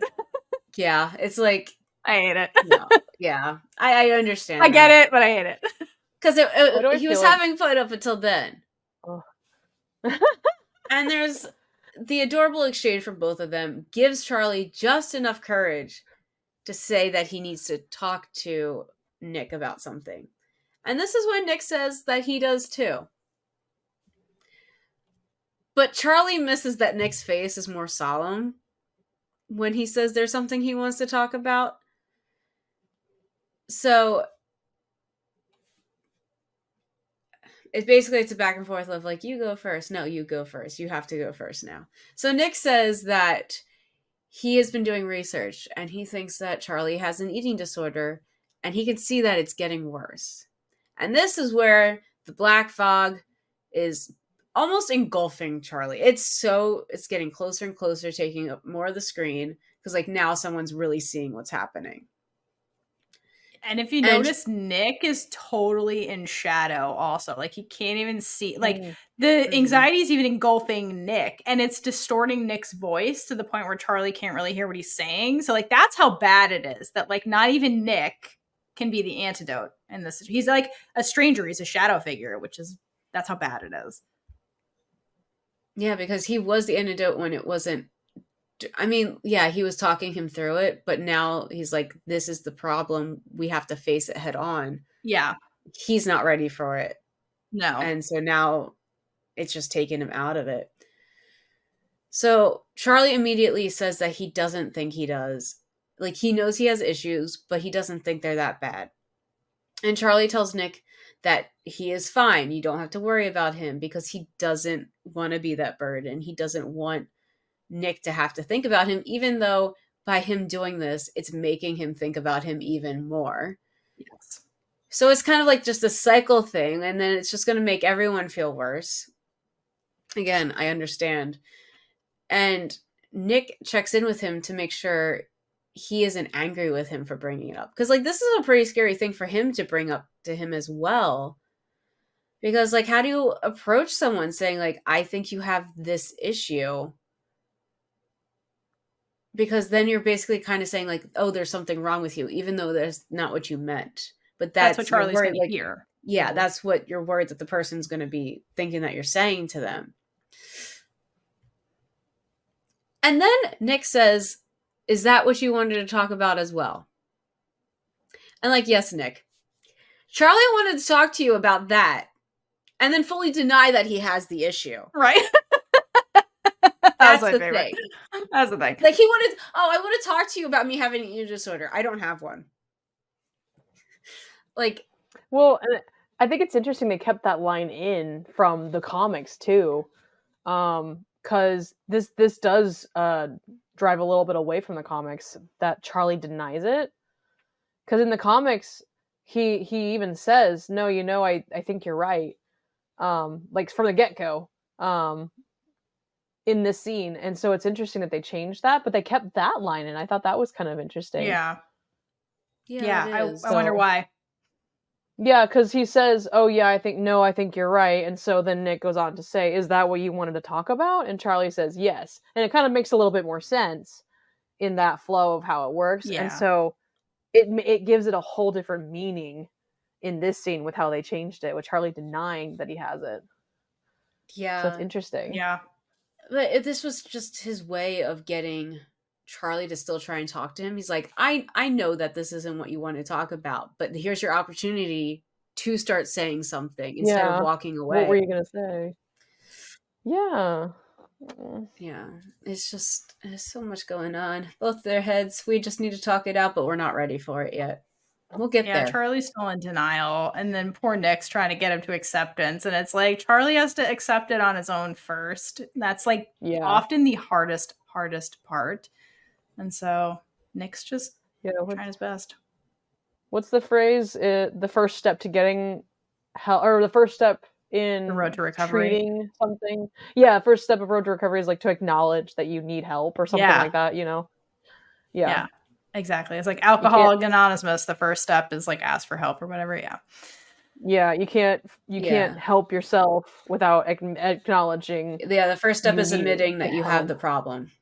Yeah. Yes, that's what it is. Yeah. Yeah. So, yeah, Charlie's not there. And poor Nick, like by the end, he just looks so dejected, like because he's alone in the water and is just like, damn, that didn't go well. And he's his fear was making things worse, and like.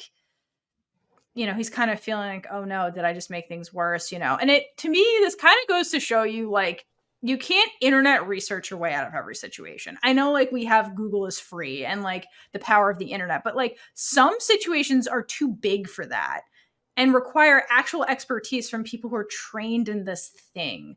Like, Nick is a teenager. He's not a trained psychologist or a psychiatrist. Like, or somebody who's trained in like eating disorders specifically who can really help Charlie with this. Like, he's just a kid doing his best, like with the power of Google. And like, sometimes that it can't always solve problems. Like, I know we've normalized that as being like, I can just Google my way out of this, but like, sometimes you can't. Like, you need extra help from people who know what they're doing in this situation. Like, you need an expert.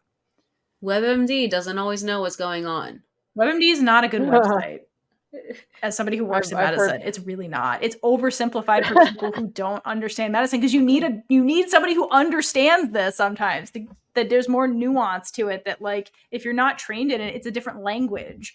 Like, you're not going to understand it. But luckily Theora knows. Yes.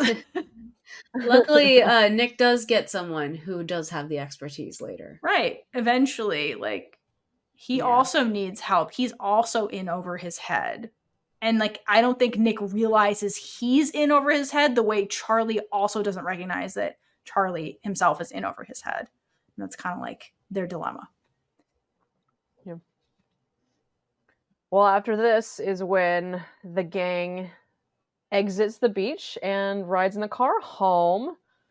And I noticed this thing that's like the same as it was in season 2, and I don't know if there is a meaning behind this, but I just picked up on it. So in season 2, on the way home from Paris, Nick is asleep in the car or on the bus, and in this scene, again, he is sleeping in the car on the way home. And it's so interesting because like later on this season, we tackle the issue that Charlie is the one who's always sleeping because he's tired, he doesn't sleep.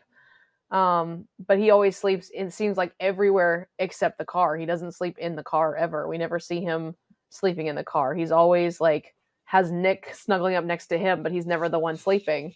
So I don't know if it means anything, but it's so interesting. But you see Charlie, it's always the perfect moment because this is where moment appreciation for Joe's acting.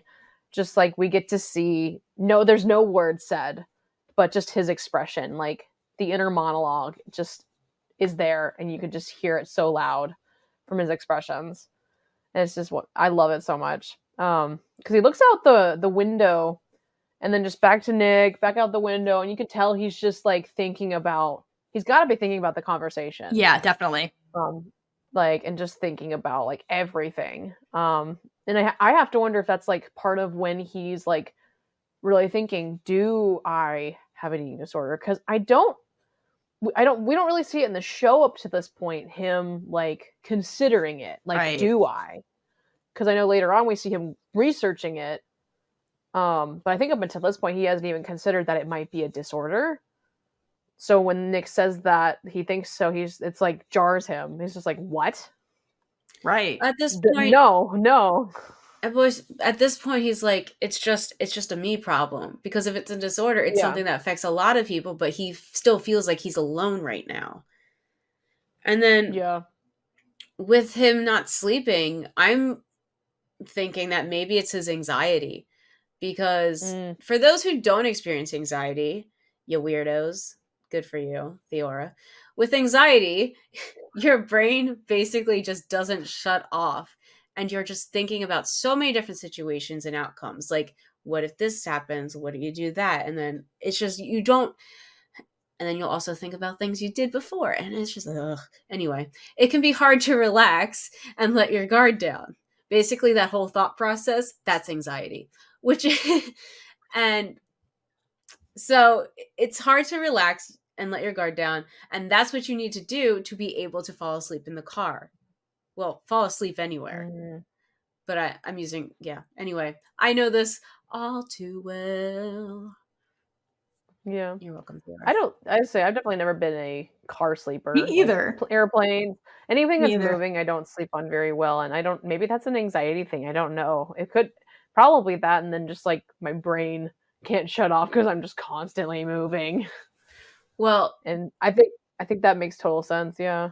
Before my car trauma, I would always fall asleep in the car because I knew that it would get me there quicker, technically, because I wouldn't be awake for most of it. I was like, if I fall asleep right now, we'll be there when I wake up. So that's when I was little, that's what I would do in cars. I'd be like, fall asleep. So I'm really good at falling asleep. I also feel like Nick was the baby that, like, when Olivia Colman would drive him places, he would just, like, pass out. Like, the rocking of the car just puts Nick to sleep. Also, versus Charlie, maybe he's just not a car sleeper also. I'm the same way. I don't sleep in cars. I can't sleep on planes no matter how long the flight. You can't nap in general. I don't nap. I'm not a napper. Which is interesting, because Nick and Charlie are both the younger sibling, too. Yeah. But like their older siblings are so different, obviously. So thank God. Yeah.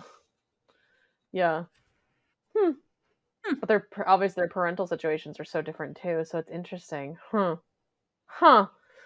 Something to think about.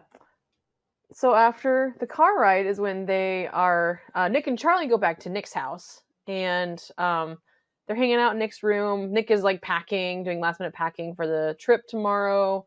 And he just kind of like, I love that he like just flops down on the bed. It is like old, like just his Nick style. But while Nick is packing, I love that Charlie sends Isaac this screenshot. He literally like Googles aromanticism and just like looks up what pops up on like the wiki thing. And then screenshots it showing to Isaac like, hey, look, I'm looking it up. And it's like, it almost seems like it's just kind of funny because it's like you just looked up the first Literally. thing you found. But the funny thing is that it literally does give him the definition and tells him what he needs to know. And so I love that it's so simple and so like the most kind of, I guess, without saying it like so badly, like the bare minimum of what you could do. But it's just that easy. It puts into perspective, it's just that easy. And it shows that he's trying. Up. Yes. Yeah. To Isaac. Yeah, and he's acknowledging like this is really all I needed to do was look it up. And the fact that it's literally that same day, like as soon as he gets like to Nick's house, he starts like once Nick is like doing something else, that's what Charlie does. Is he looks up aromanticism instead of like scrolling through TikTok or Instagram or something like that. He's like Googling aromanticism. So the fact that he's still thinking about it, even though he's really with Nick, cares about his friends. I know. It says a lot. But it also just shows like it's so simple to just look up if you don't understand what something is, instead of like trying to do that whole like please educate me when they don't want to. It's like just look it up. That or denying it because I don't understand that. Well, look shit up. Read other people's stories. There's so much on the internet. Use it for good. Yeah. How about people stay informed? The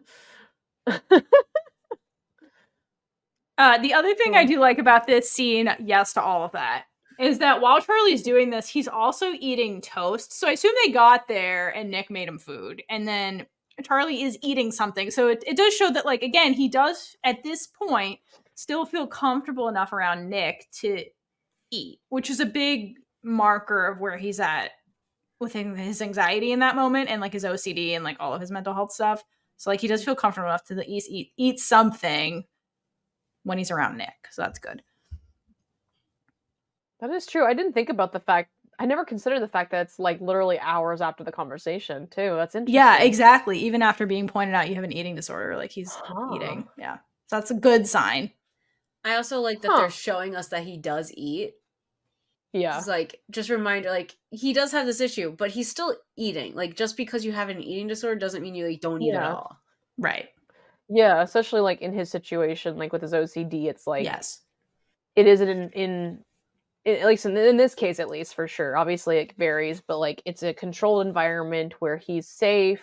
Yep. And there's no one around. It's just Nick. No one else is around to like watch and observe. And Nick is busy. Nick is doing other stuff. Right. Nick's not focusing on him. He's not like watching Charlie do this. Like I personally, I hate people watching me eat. Yeah, it's weird. If they're not eating with me, I hate them watching me. Please stop staring at me, please.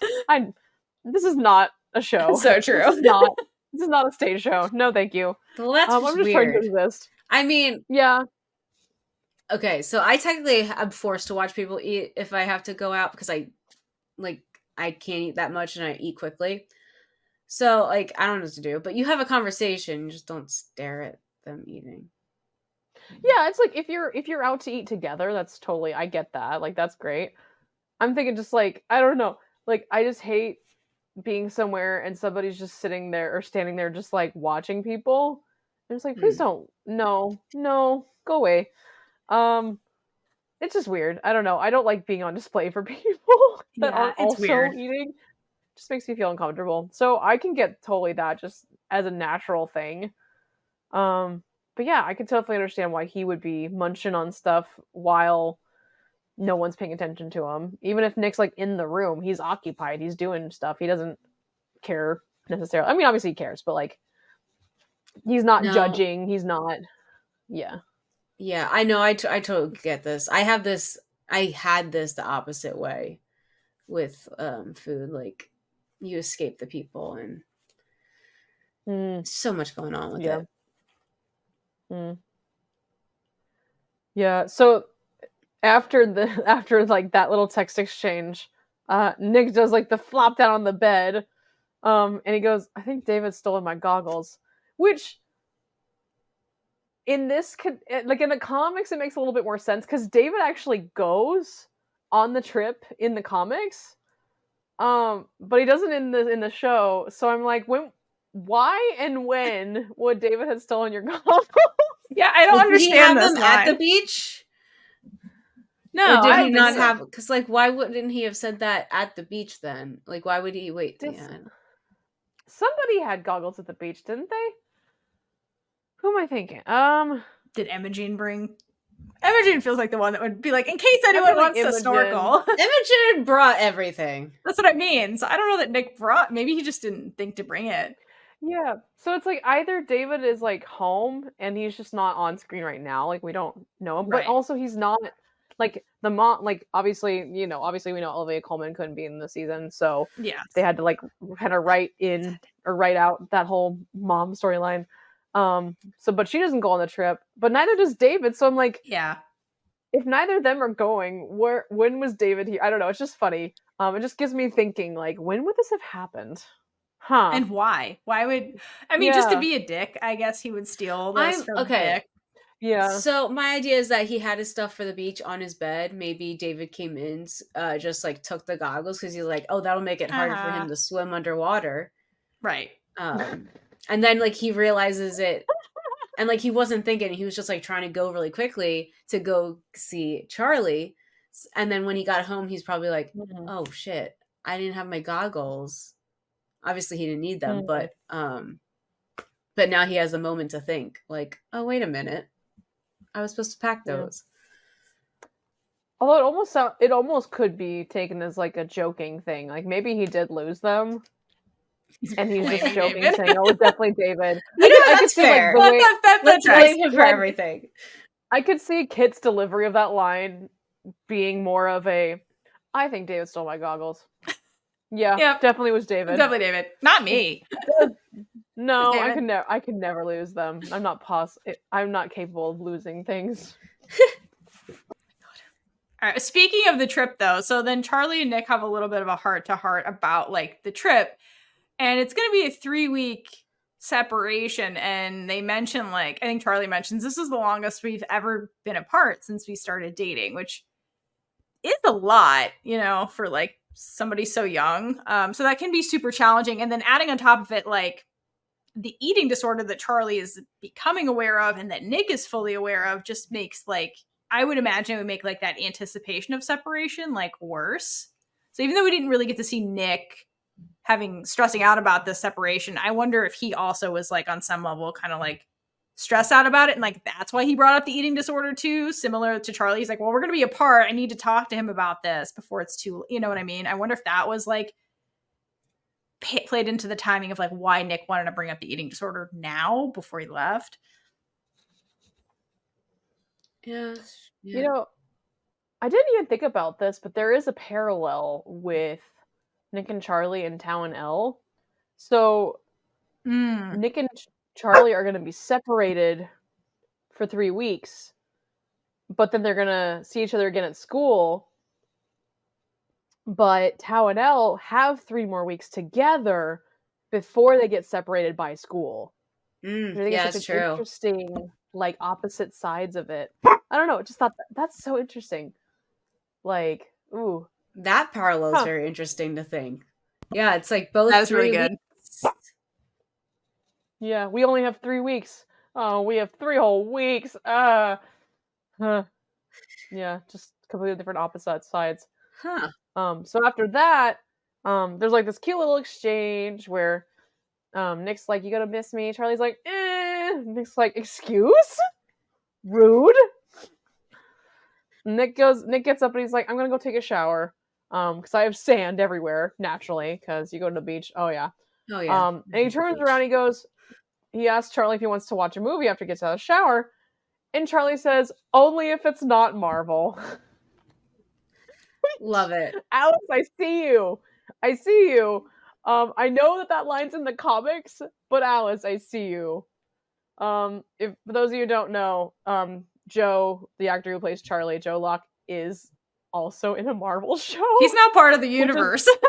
Yeah, He's literally in the MCU. There's like this whole part of the fandom that like jokes about like in season 4 they need to have Nick and Charlie watch Agatha all along. Oh my god, and yes. I would love that. Oh my gosh. Or Alice just needs to draw it or something like a scene of them watching it and Nick going, Nick kind of looks like you, and Charlie just goes, really? I don't see it. But no, didn't she draw something like Charlie as like this Marvel character that was like basically the same thing? She did years ago. Yeah, in that 2017. Is so wild. She literally drew Charlie as Wiccan from spoilers for the show. As the character that he plays. And I'm just like, and Nick as Hulkling, who is Wiccan's like partner, slash eventually husband in the comics. Oh, hey. Yeah, they do. In the comics, they eventually get married, so it's really cool. That's so cute. Yeah, so it's so funny. I know we talked about it earlier in this episode, but again, go watch it if you haven't seen it. Hopefully we didn't just spoil things for you. Apparently that was a very common known thing for Marvel fans beforehand. And also, if you're me, I still don't fully know what that means. Or who that is. I think I understand, but I just don't know the name. Anyway. That's fair. I have to finish it. We have to talk about it. We'll do that in the future. That's your homework. There you go. It's good. But yeah, I love that the timing of it's so funny.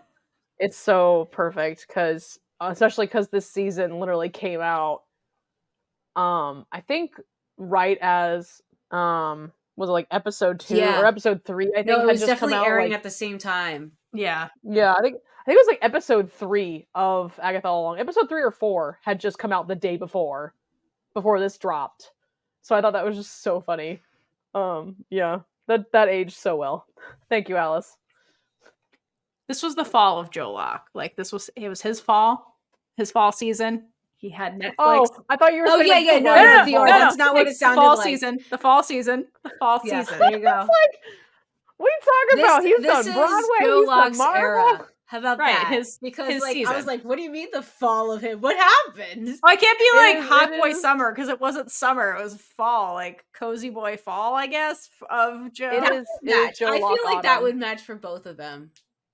The autumn of fall. There you go. Or the autumn of Joe. There you go. It's Joe and Kit autumn for sure. Yeah, Kit too. Hands down.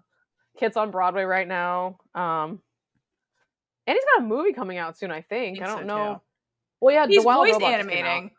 He did like a voice that one just came out. I don't know when the other adaptation of Cuban Girls Guide is supposed to come out because that was filmed years ago, like after season 1. I don't know, but I want to see it. Well, I have no transition for this, so let's just go to the next scene. So anyway, the next scene is Darcy and Tara, and they're in Tara's room, and immediately, as the scene opens, I see what the issue is from Tara's point of view. Because the last time we saw Tara's room, it was very tidy and neat, and she gives me OCD vibes when it comes to like needs an orderly room to have an orderly mind. And here comes Darcy, the agent of chaos, and Darcy is unpacking the fanny pack and just throwing items at random all over the room. I feel so bad for Tara here. Right. She's visibly stressed out by this because, like, I'm that kind of person that, like, my house needs to be very orderly. And so a person who does this would stress me the fuck out. And if I had to cohabitate, that would stress me out even more. So, like, I already see the problem here and why she's stressed. It's like Darcy's not respecting Tara's space. And it's because Darcy does see it as their space. And Darcy's not even thinking about it, that this is rude. Because they're like, this is our room. This is our house, basically. This is our home. This is our safe space. But Tara's like, this is my hell right now. Yeah. Because I'm sure Darcy had no rules at the former dwelling with the parents that were neglecting. So, like, as long as they played the part. This is normal. Yeah. Yeah. Yeah, especially when you're a teenager, like, it's not your own, like, obviously it's your home, but it's not your own space like it is when you're an adult and you get like your own apartment or something. It's like your space is basically your bedroom, and then if you have like your own bathroom, that can be your space, and if you're not sharing it with your siblings too, which it seems like I think Tara's an only child as far as we know. Yeah. As far as we know, she's an only child. Yeah, but like maybe bathroom and her bedroom. Those are like her two spaces that are her own. Whereas like if her and Darcy like in the future as adults find their space together, they can have like obviously like their shared spaces, but they're all theirs and not their parents. Right.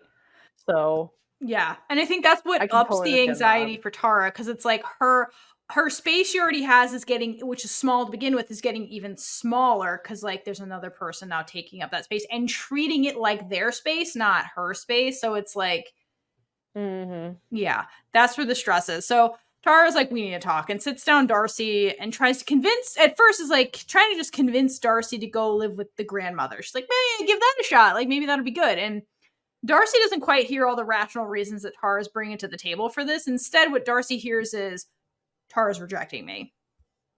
And we've talked about this a little bit, but like Darcy's trauma from Mommy Dearest is being triggered right here. Darcy has abandonment issues also, similar to Tal, but it's more like neglect from the parent, not like just out of the picture, out of the blue kind of deal. And from Darcy, like I mentioned, like Darcy was viewing Tara as this safe space, this safe person. Living with Tara was the dream, and like the dream bubble's being burst right now, basically. But as Tara kind of expresses, like, you know, Tara does like the good thing where Tara's like, no, I love being together all the time, and all the good starts with all the good things that Tara does love about the relationship and seeing her all the time. But Tara's like, I need my own space. And Darcy comes to realize that, like, Tara's being honest, first of all, and, like, this is what, you know, Tara needs. And so for Tara's sake, Darcy does agree, like, okay, I'll try living with the grandmother. And it's very clear that, like, Tara is uncomfortable with this conversation and is genuinely worried about hurting Darcy. But I love that Tara was brave enough to do that and like stick up for herself and have this conversation that's awkward and very hard to do, especially with somebody who's kind of in a fragile situation like Darcy is. And it really goes to show Tara's emotional intelligence and what the power of open communication in a relationship can be like, and how that is really important. And so at the end of it, it ends with Darcy telling Tara, I love you and thanks for everything, which is really sweet because like Darcy is acknowledging that like Tara did open up her home and share her space and like do all these things solely to benefit Darcy. And like this is a way for like Darcy to like put balance back into the relationship and be like, okay, like I've taken up a lot of the emotional like weight on you. Let me take some of that off of you and like balance our relationship again. Even though like Darcy loves living with her and stuff like that. Like she's like, okay, let me sacrifice a little bit because you sacrificed so much, kind of thing. That's what makes them healthy. Yes. I love it. Communication. It's so important. So important. I love that is just a consistent theme in this show is communication because, oh man. It's healthy communication too, not just communication.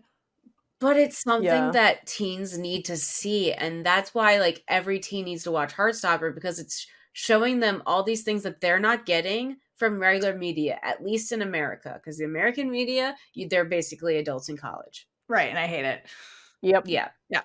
Adults need to see this too because yes, that too. Just because you're an adult doesn't mean you're emotionally intelligent either. Because if you grew up as a kid who was denied learning how to communicate health in a healthy way, like adults don't have these skills. So like it's an important show for everybody.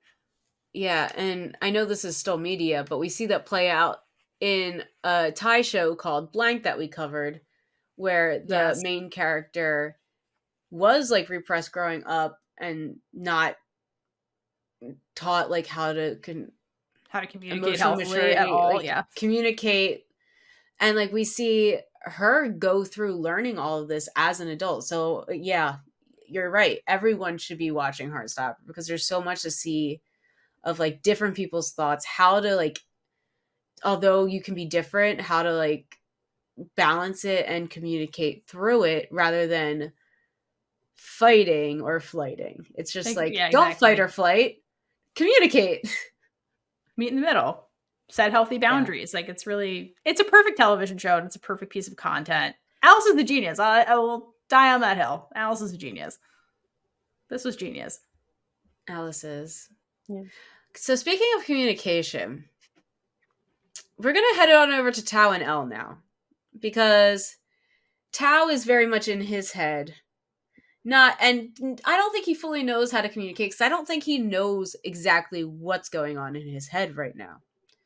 So Tao is trying to make the dinner with the power of romance. And it doesn't look like the romance is on his side tonight. Or probably any night, but definitely tonight. And his mom does offer to help. But he's like, I could do it. I'm cooking dinner for my girlfriend. And Elle tells her that she offered to help, but he already turned her down, which I'm sure she's offered to help at least 100 times already. And Tao's mom knows that her son's pretty stubborn and like goes for what he wants. So she knows she's not going to win. So she begrudgingly just says, don't burn down the kitchen. Well, don't burn my house down. And then this is when Tao tries his creation, because I'm not fully sure what it is. I think And he pasta immediately sauce is what begins, Like some kind of sauce, yeah. he immediately begins to start coughing, making both of them laugh, because obviously this is not going to turn out well. And Elle says that they can just order pizza. But Tao's like, no, I promised you a summer of romance, and we will be having a candlelit dinner that's romantic. And then Elle's line, which I love so much. Elle says, well, we could have a romantic candlelit Dominoes. It's just, I want that. I want that. I love that. I love it. And I love the spin on it. But Tao's like, I want everything to be perfect this summer, because they only have 3 weeks before she leaves. Honestly, I'm surprised it's not 2. It's because they're not lesbians or gay. It's not just the gays. Everything's not usually the in gay. multiples of 2 or fortnights, but here we get 3 weeks. Everybody's being usually, affected. especially in this show. Especially in this is show, where it's it always started. 2 weeks. It started with a 2. It's always 2 in this show. So it is very interesting that we're going on 3 now. What's going on, Alice? Season 3. Tell us what happened. That is true. Season 3. No, we can't take That's 4 true. weeks, though. We can't take multiples of 4 next time. No, let's not keep this No. going. No. Yeah, and he's just trying to overcompensate so their distance doesn't create an actual distance in the relationship. And he says he doesn't want to lose her. And again, that's the biggest worry that he has. Because, especially when you're this age, everything can change with the distance. And, like, even though it might not, it's still like, oh, well, it could. And then that kind of just creates the change itself, is that insecurity. But Elle is so patient and loving, and she reassures him that nothing is going to change between them. Technically, she can't promise that. No one can. But that is her intention. And she finally convinces him to let her handle the romantic candlelit dinner. I love the line she actually says, where she says, let me feed you this time. Because, like, kind of like the Tara Darcy scene, like, where I noted that, like, there was an imbalance in their relationship because of the situation. There's also an imbalance in this relationship because of the whole situation of Elle leaving. And Tao's the one creating the imbalance because he's overcompensating. And Elle is trying to, and Elle sees that. And, like, Elle has been trying, hence the line, like, oh, I've been trying to offer to help Tao, but Tao keeps saying no, because Tao feels like he has to fix everything. And so I like that Elle is trying to recenter or rebalance their relationship by saying, let me put effort into the relationship, because Tao, it's been you doing everything and me and, like, just a bystander. Let me take care of you, basically, and, like, take that extra work away from Tao. And, like, as she's having the conversation, he's like, no, I got it. I can handle it. And she's like, Tao, let me do it. Relinquish your control, like, your death grip on the relationship. Like, let it breathe. Let me do it. Let me take care of it. So I love that, because, like, I wonder if he feels like in the relationship, like as like this might be a masculinity thing too, where he feels like as the man, he has to like provide everything for her. And she's like, no, if we're gonna have a healthy relationship, like this has to be equal. Like, let me do stuff for you. Like, that's okay, Tao. Like, you don't have to like micromanage every aspect of the relationship. Like, let me do stuff too. So I do I think like a that. lot of it. I think a lot of it for Tao, especially like a lot of the motivation, probably not all of it, but definitely a lot of it is because, and like he's talked about it like in season 2, he saw the aftermath of Elle transitioning and how people treated her. And Yeah. I know that definitely like that plus Charlie getting bullied, he's very protective Yes. of the people he loves because he's seen them deal with shit that he's like, I want to provide this for you. Like, especially for Elle, I think it's like, I know what you went through because I was there. And I want to be your safe space. I want to make sure you never feel that way with me. Yeah. So I think that's definitely where a lot of it comes from. Because he knows that she's experienced things. And he's like, no, I don't want you ever. And I think for being Tao, he's like, I never want you to hurt again. I don't want you to ever feel pain again. Like, that's probably his ideal image, is I want you to always be happy and I want to do whatever I can to make you happy because I love you. Yeah, and I It's not wonder too. realistic, but it's Yeah. because he loves her and he doesn't He want to see her does. in pain. I know. And I wonder too if that stems from the fact that he lost his father at a young age. And so he was in a similar boat with his mother, where like he suddenly became like, quote, the man of the house and this and that. And like she was sad and he had to be like the shoulder for her to cry on, or he tried to make his mother like, I wonder if he started overcompensating then to like make his mom not sad and things like that. And that's like where his overprotectiveness kind of came from. It was born out of that tragedy. And so he's like that with the people he loved. I wonder if it really comes back to that. So in the next part, Charlie is waiting for Nick while Nick's getting the sand off in the shower. I get it. It's sand, God. And he's still munching on his toast, and he is thinking about saying those 3 words to Nick. He's contemplating it. He's like, okay. And there's this point in the scene where he looks at the pictures of him on Nick's wall behind him, and he's like, and then, like he's reminiscing on like the memories. He remembers all of them, and I feel like that definitely it does in the comics, especially. There's a moment where he's like, maybe this is the time, because obviously he cares about me enough that at least maybe saying it will be okay. Like, even if he doesn't feel the same way, it'll be okay. So, and I think what really prompts him is he gets this text from his mother saying, "Are you on your way home? It's past 9 p.m." Saying like, "You need to get home. It's past your curfew." Which, by the way, is way less intense of a conversation than it was in the comics. Because in the comics, she's like, "You're supposed to be home now. It's after curfew." And he's like, "I'm going to watch a film with Nick." And she's like, "Home now." And Charlie goes, "Ugh, fine." Yeah, but here it's And like, it's like, why did he agree to watch a movie when Nick gets out of the shower if he knew he was supposed to be home?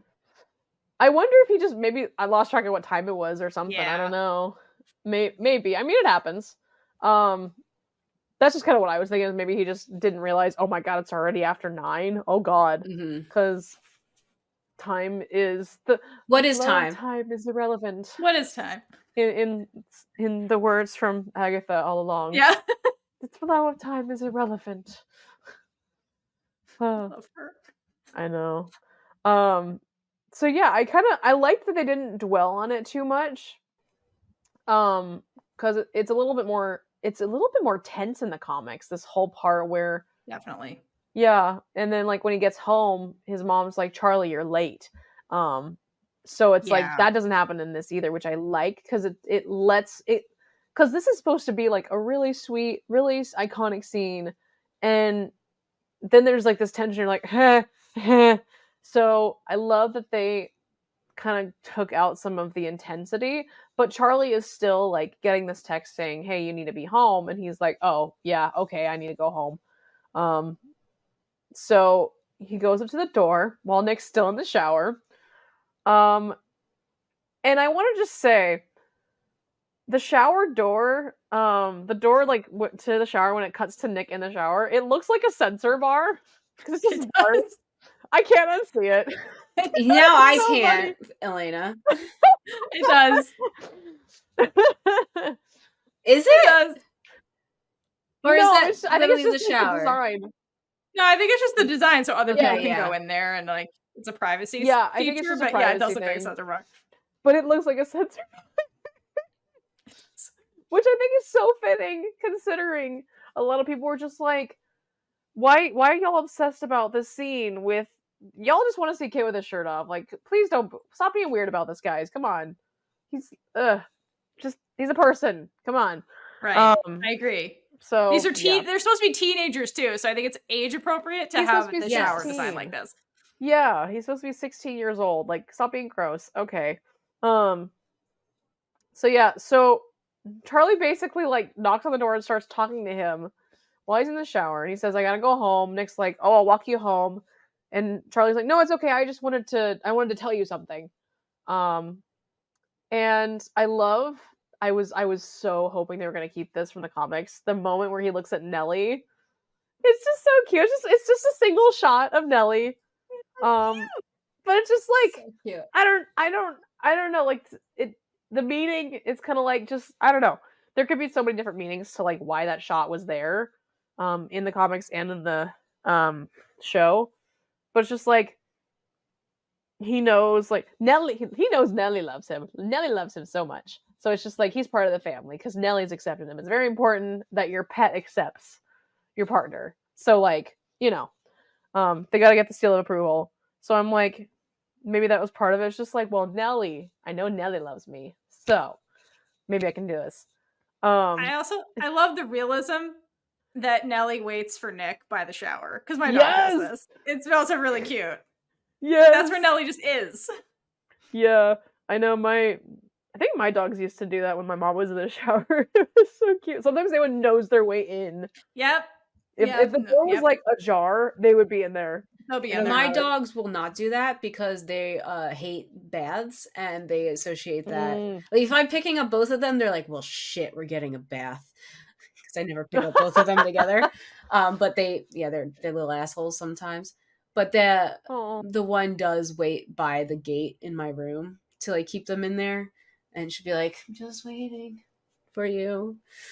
Oh. I love her. I love dogs. Dogs are amazing. We don't deserve them. I know. Same thing with cats. Cats are great too. Animals are amazing. We don't deserve animals. We don't.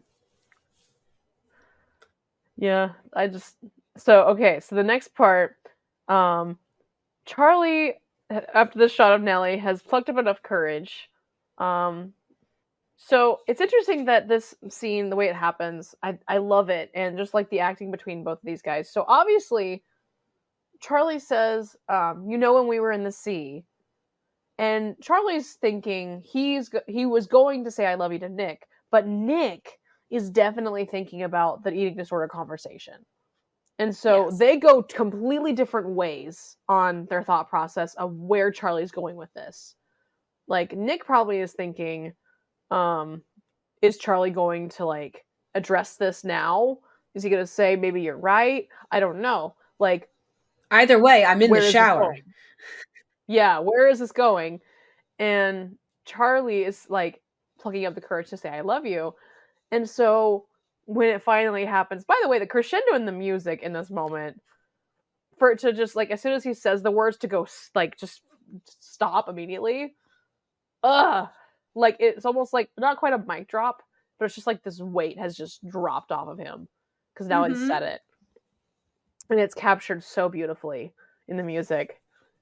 But then it cuts back to Nick, who initially looks so confused. He's like, what? Like, that's not what he thought Charlie was going to say at all. And then he realizes, he's like, oh, shit. Wait a minute. But then he doesn't know what to say. Like, his silence. But just, like, top tier acting, Kit Connor. Like, well done.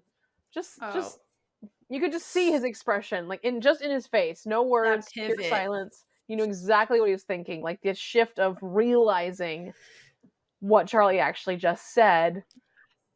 But then you hear Charlie you see Charlie who hears nothing in response. So he is immediately taking that as rejection. So he's like, okay, bye. I'm gonna go now. I'll walk myself home. So he leaves, and Nick is immediately like, wait, no, don't leave. And apparently, I think I saw in an interview with Joe and Kit, Kit said that was the first take that they did, and it was real. Like, Kit actually fell in the shower. Aww. He did. It wasn't like anything severe. Like, he didn't like hurt him. I don't think he hurt himself or anything, or maybe I don't remember. But that was like an authentic slip. So they kept that one because it was like the most authentic, even though it wasn't like the most dramatic or chaotic looking one. It was like the most authentic one.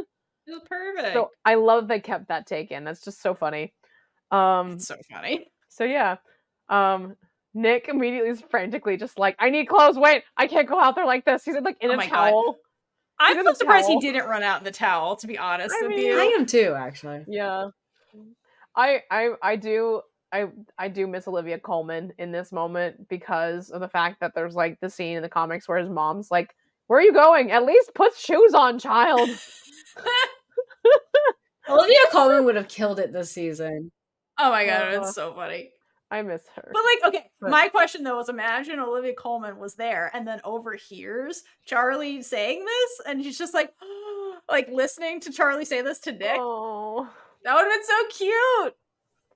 Where's Charlie? He left after just saying I love you to you. Why didn't you say anything?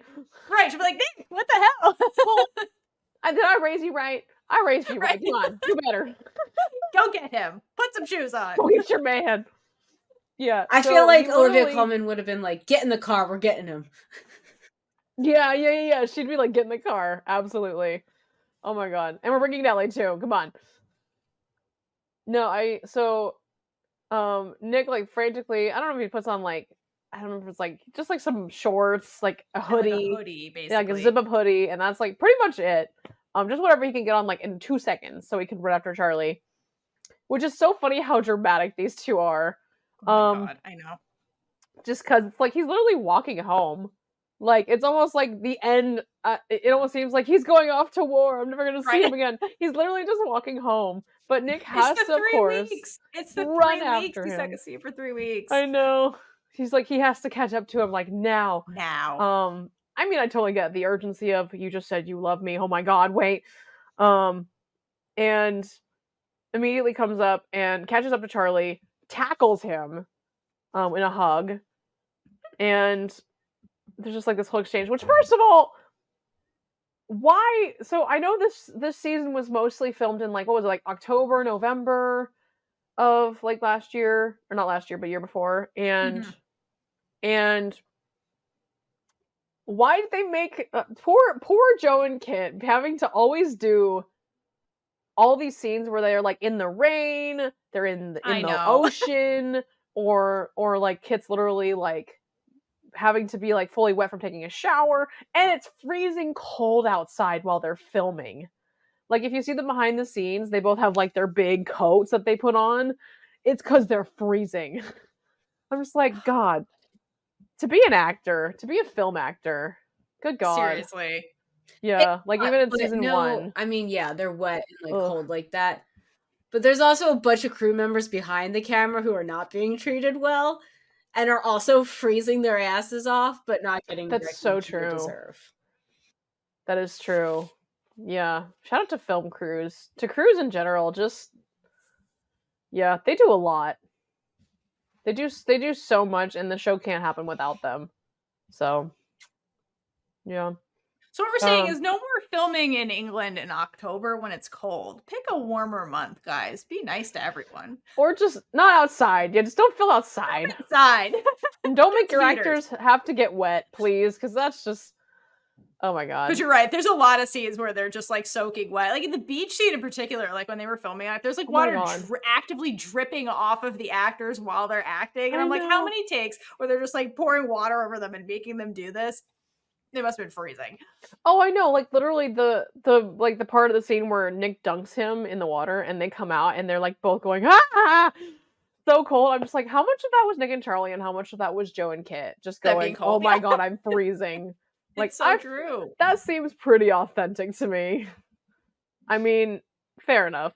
I think anybody would be that cold and be like, freak out like that. Mhm. But yeah, so that happens. And there's the whole exchange between Nick and Charlie where, you know, they say the 3 words properly, and it's really cute. And cue the first moment that I cried watching this season. Because it was just like, he says, I love you, and then I love you too. And it's like almost word for word from the comics, like perfectly.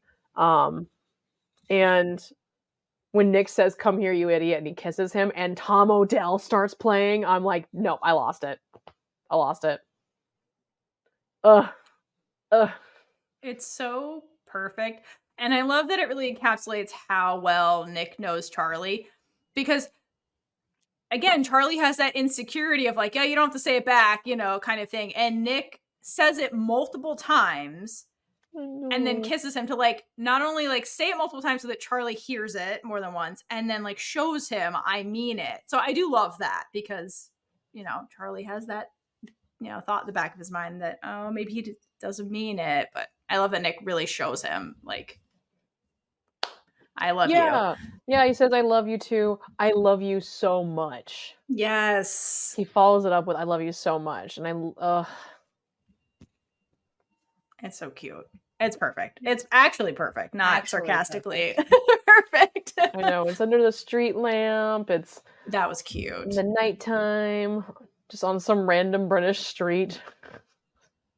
It's so cute. And it's just them. It's just quiet. It's just them. Even though it's like outside on a street, it's just them. And I love that. Ugh. I do. I also love that Charlie 100% stole one of Nick's shirts, and that's what he's wearing in the scene. Yeah. It's classic Charlie. Always wearing one of his sweaters. And then like we'll just end with the Nick and Charlie stuff here. So I like, we're gonna get like quick montages of everybody else, and it ultimately ends with Nick and Charlie. But I do love the very end with them walking away, and they go back to their cute banter, and that's when Nick's like, "You can peep at me at the beach. It's fine. It's allowed. You're my boyfriend." And I love that Charlie points out that Nick is walking him home without shoes on, and Nick says the line like, it's basically because like I love you and you do it for me, and then Charlie says yes I would. That's when I lost it. That was like yeah, and then the rest cuteness and cue credits. Oh, so cute. But I love that because like their love is mutual, and it's like a way of saying like I'd be willing to sacrifice for you because you're willing to sacrifice for me, which is very sweet. Yeah. And okay, so then the quick montage at the end. So then we catch up with everybody else, and it goes quickly to Darcy and Tara. Tara's passed the fuck out because it's been a day. She's carrying a lot of baggage. She's tired, so she's passed out.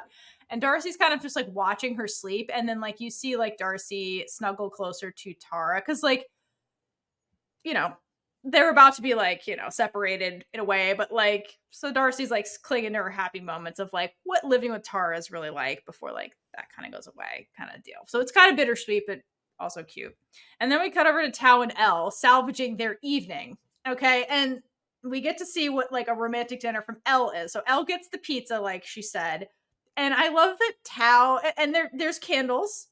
And Tao, and they're eating with like forks and knives, and Tao is like so excited. He's like, "Ooh, yay, fancy dinner!" And we're eating pizza like fancy people, which I love. And then Elle, at the centerpiece of the dinner table, is the flower pinwheel thing that she bought.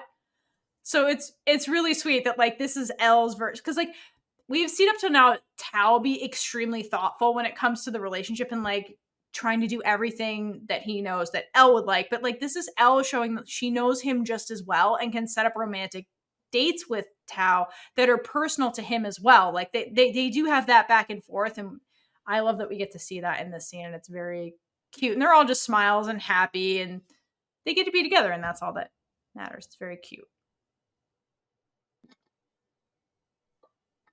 Yeah. I really liked, like, especially when the credits drop, going back to just like the music. Whoever was in charge of editing, like the montage, like with the music, Ooh. like especially like the music, like Tom Odell's song, "Best Day of My Life," just trying to match it with these different scenes. Sorry, I gotta plug in my laptop real quick. Oh, did my camera do it again? Gosh darn it! Please. I move. This is the thing about this camera. I move it a half an inch, and it does. And it gets angry. It's like, oh, your camera disconnected. I'm like, bitch, no, it did not. My mic will do that. No. There we go. There we go. Okay. Yeah, that's not an easy job to have, to like take already made music, especially like a song like that, and try to sync up the montage with everything into it, and just like the timing of all of it just is so actually, so fun fact, this song has actually, like, this song has been like kind of adjusted. There's been some cuts and some modifications in this song. So actually the first half of the song is played second. Yeah, it's so weird. So when it starts singing "Am I in a Dream, Crazy as It Seems," that's like halfway through the song already. And then when it goes back to Tara and Darcy's scene, he sings "Fuck Thinking About Future All the Time." That's like one of the first parts. That's like the second or third line in the song. So it goes back to the beginning. Weird. Which I think is so neat. Such great use of music that isn't like, I don't know. I thought it was kind of neat because I actually went and I listened to that song and I was like, wait a minute. Yeah. Hold on. I love editing because you can, like, you have a lot of power with the editing. Because of like cutting whoever things did up that. and like the way you edit something completely changes things as well. Right. Yeah, and whoever did that did a fantastic job. Like the music flowed together just fine. Like I would never have noticed that if I hadn't like gone on to Spotify and listened to it. Never would have picked that up. It just flowed together so well. So editors, man. Again, everybody that works on the show puts 110% into it and just makes it the beautiful show that it is. And that concludes episode 1 of season 3, Love. So did you love it? Yeah. I did. Yeah, very of much course so. I loved it. What a strong way to start the season. I'm very happy. I'm happy they started with love because things get dark. As they need to as we deal with things. And that's okay. But before we jump into anything else, but now that we've concluded the episode, it's time to give out some big gay energy awards. So if you're not used to that, basically it's our personal opinion about what aspect of the show embodied the concept of big gay energy. And that can mean whatever the hell you want it to mean. So what do you guys want to give the big gay energy award to? Any moment that triggered my "let's go lesbian." Honestly, yeah. You were subtly giving them out the whole show. Let's go lesbians. I love that. That's valid. That's valid. Oh man, that's really hard. I don't know what to give the big energy. That's what I was thinking. Like when I wasn't saying anything, that was me thinking of my big energy award. Okay, so I'm gonna give it to just the conversation between Isaac and Charlie, because that's a cute one. I love it. I love the looking things up. It's just that representation right there is so much needed, and it's beautiful. Yeah, that's a good one. I'll end it by giving it to Charlie for having the courage to say "I love you," because that's really hard. He did it in a ridiculous way, but it was, well, Nick was in the shower. So but like, Charlie though. But no, it is. It's very in character. Yeah. I'm not mad at it, but like, I'm glad that he still did it, and he looked to his emotional support dog Nellie for help. Yeah. All right. Well, if you made it this far in this episode, we want to know because it's been pretty long. I did not actually expect it to be this long of an episode. But here we are because Do there's we so ever, much. Kaitlynn? No, that's true. That is very true. This is what happens when you drag me into things as I ramble. No, so there you Alayna. go. No. Okay, our other show No. that we're covering, technically at the same time, not releasing at the same time. It was supposed to be 3 episodes. We're now on what, episode like 15? Our notes Oh, you're talking about spiraled. 700 pages and we're not even done yet. Oh, it makes me feel so much Yes. better. No, Okay. yeah, okay. We're terrible. This is We're the normal worst. for us right now. This is normal. Okay. This is normal. We should have known. Yes, we should have. Anyway, if you made it this far, we want to know. Please use this secret word I'm about to give you in a comment or a review. And today's word is sunflower. Yay! Oh, That's like a my good home one. state. Oh, how fitting. How perfect. Well, thank you all for joining. Let us know what you thought about this episode of Heartstopper in the comments. We'd love to see what you guys thought about just in general. And we'll be back next time to talk about episode 302. So until next time, hydrate for lesbian Jesus. And gay it up all over the place. Bye. Bye. And with that, we've been Big Gay Energy. If you like this episode, check out all our other episodes right here on YouTube. Please like, leave a comment below, and subscribe for more amazing super gay content.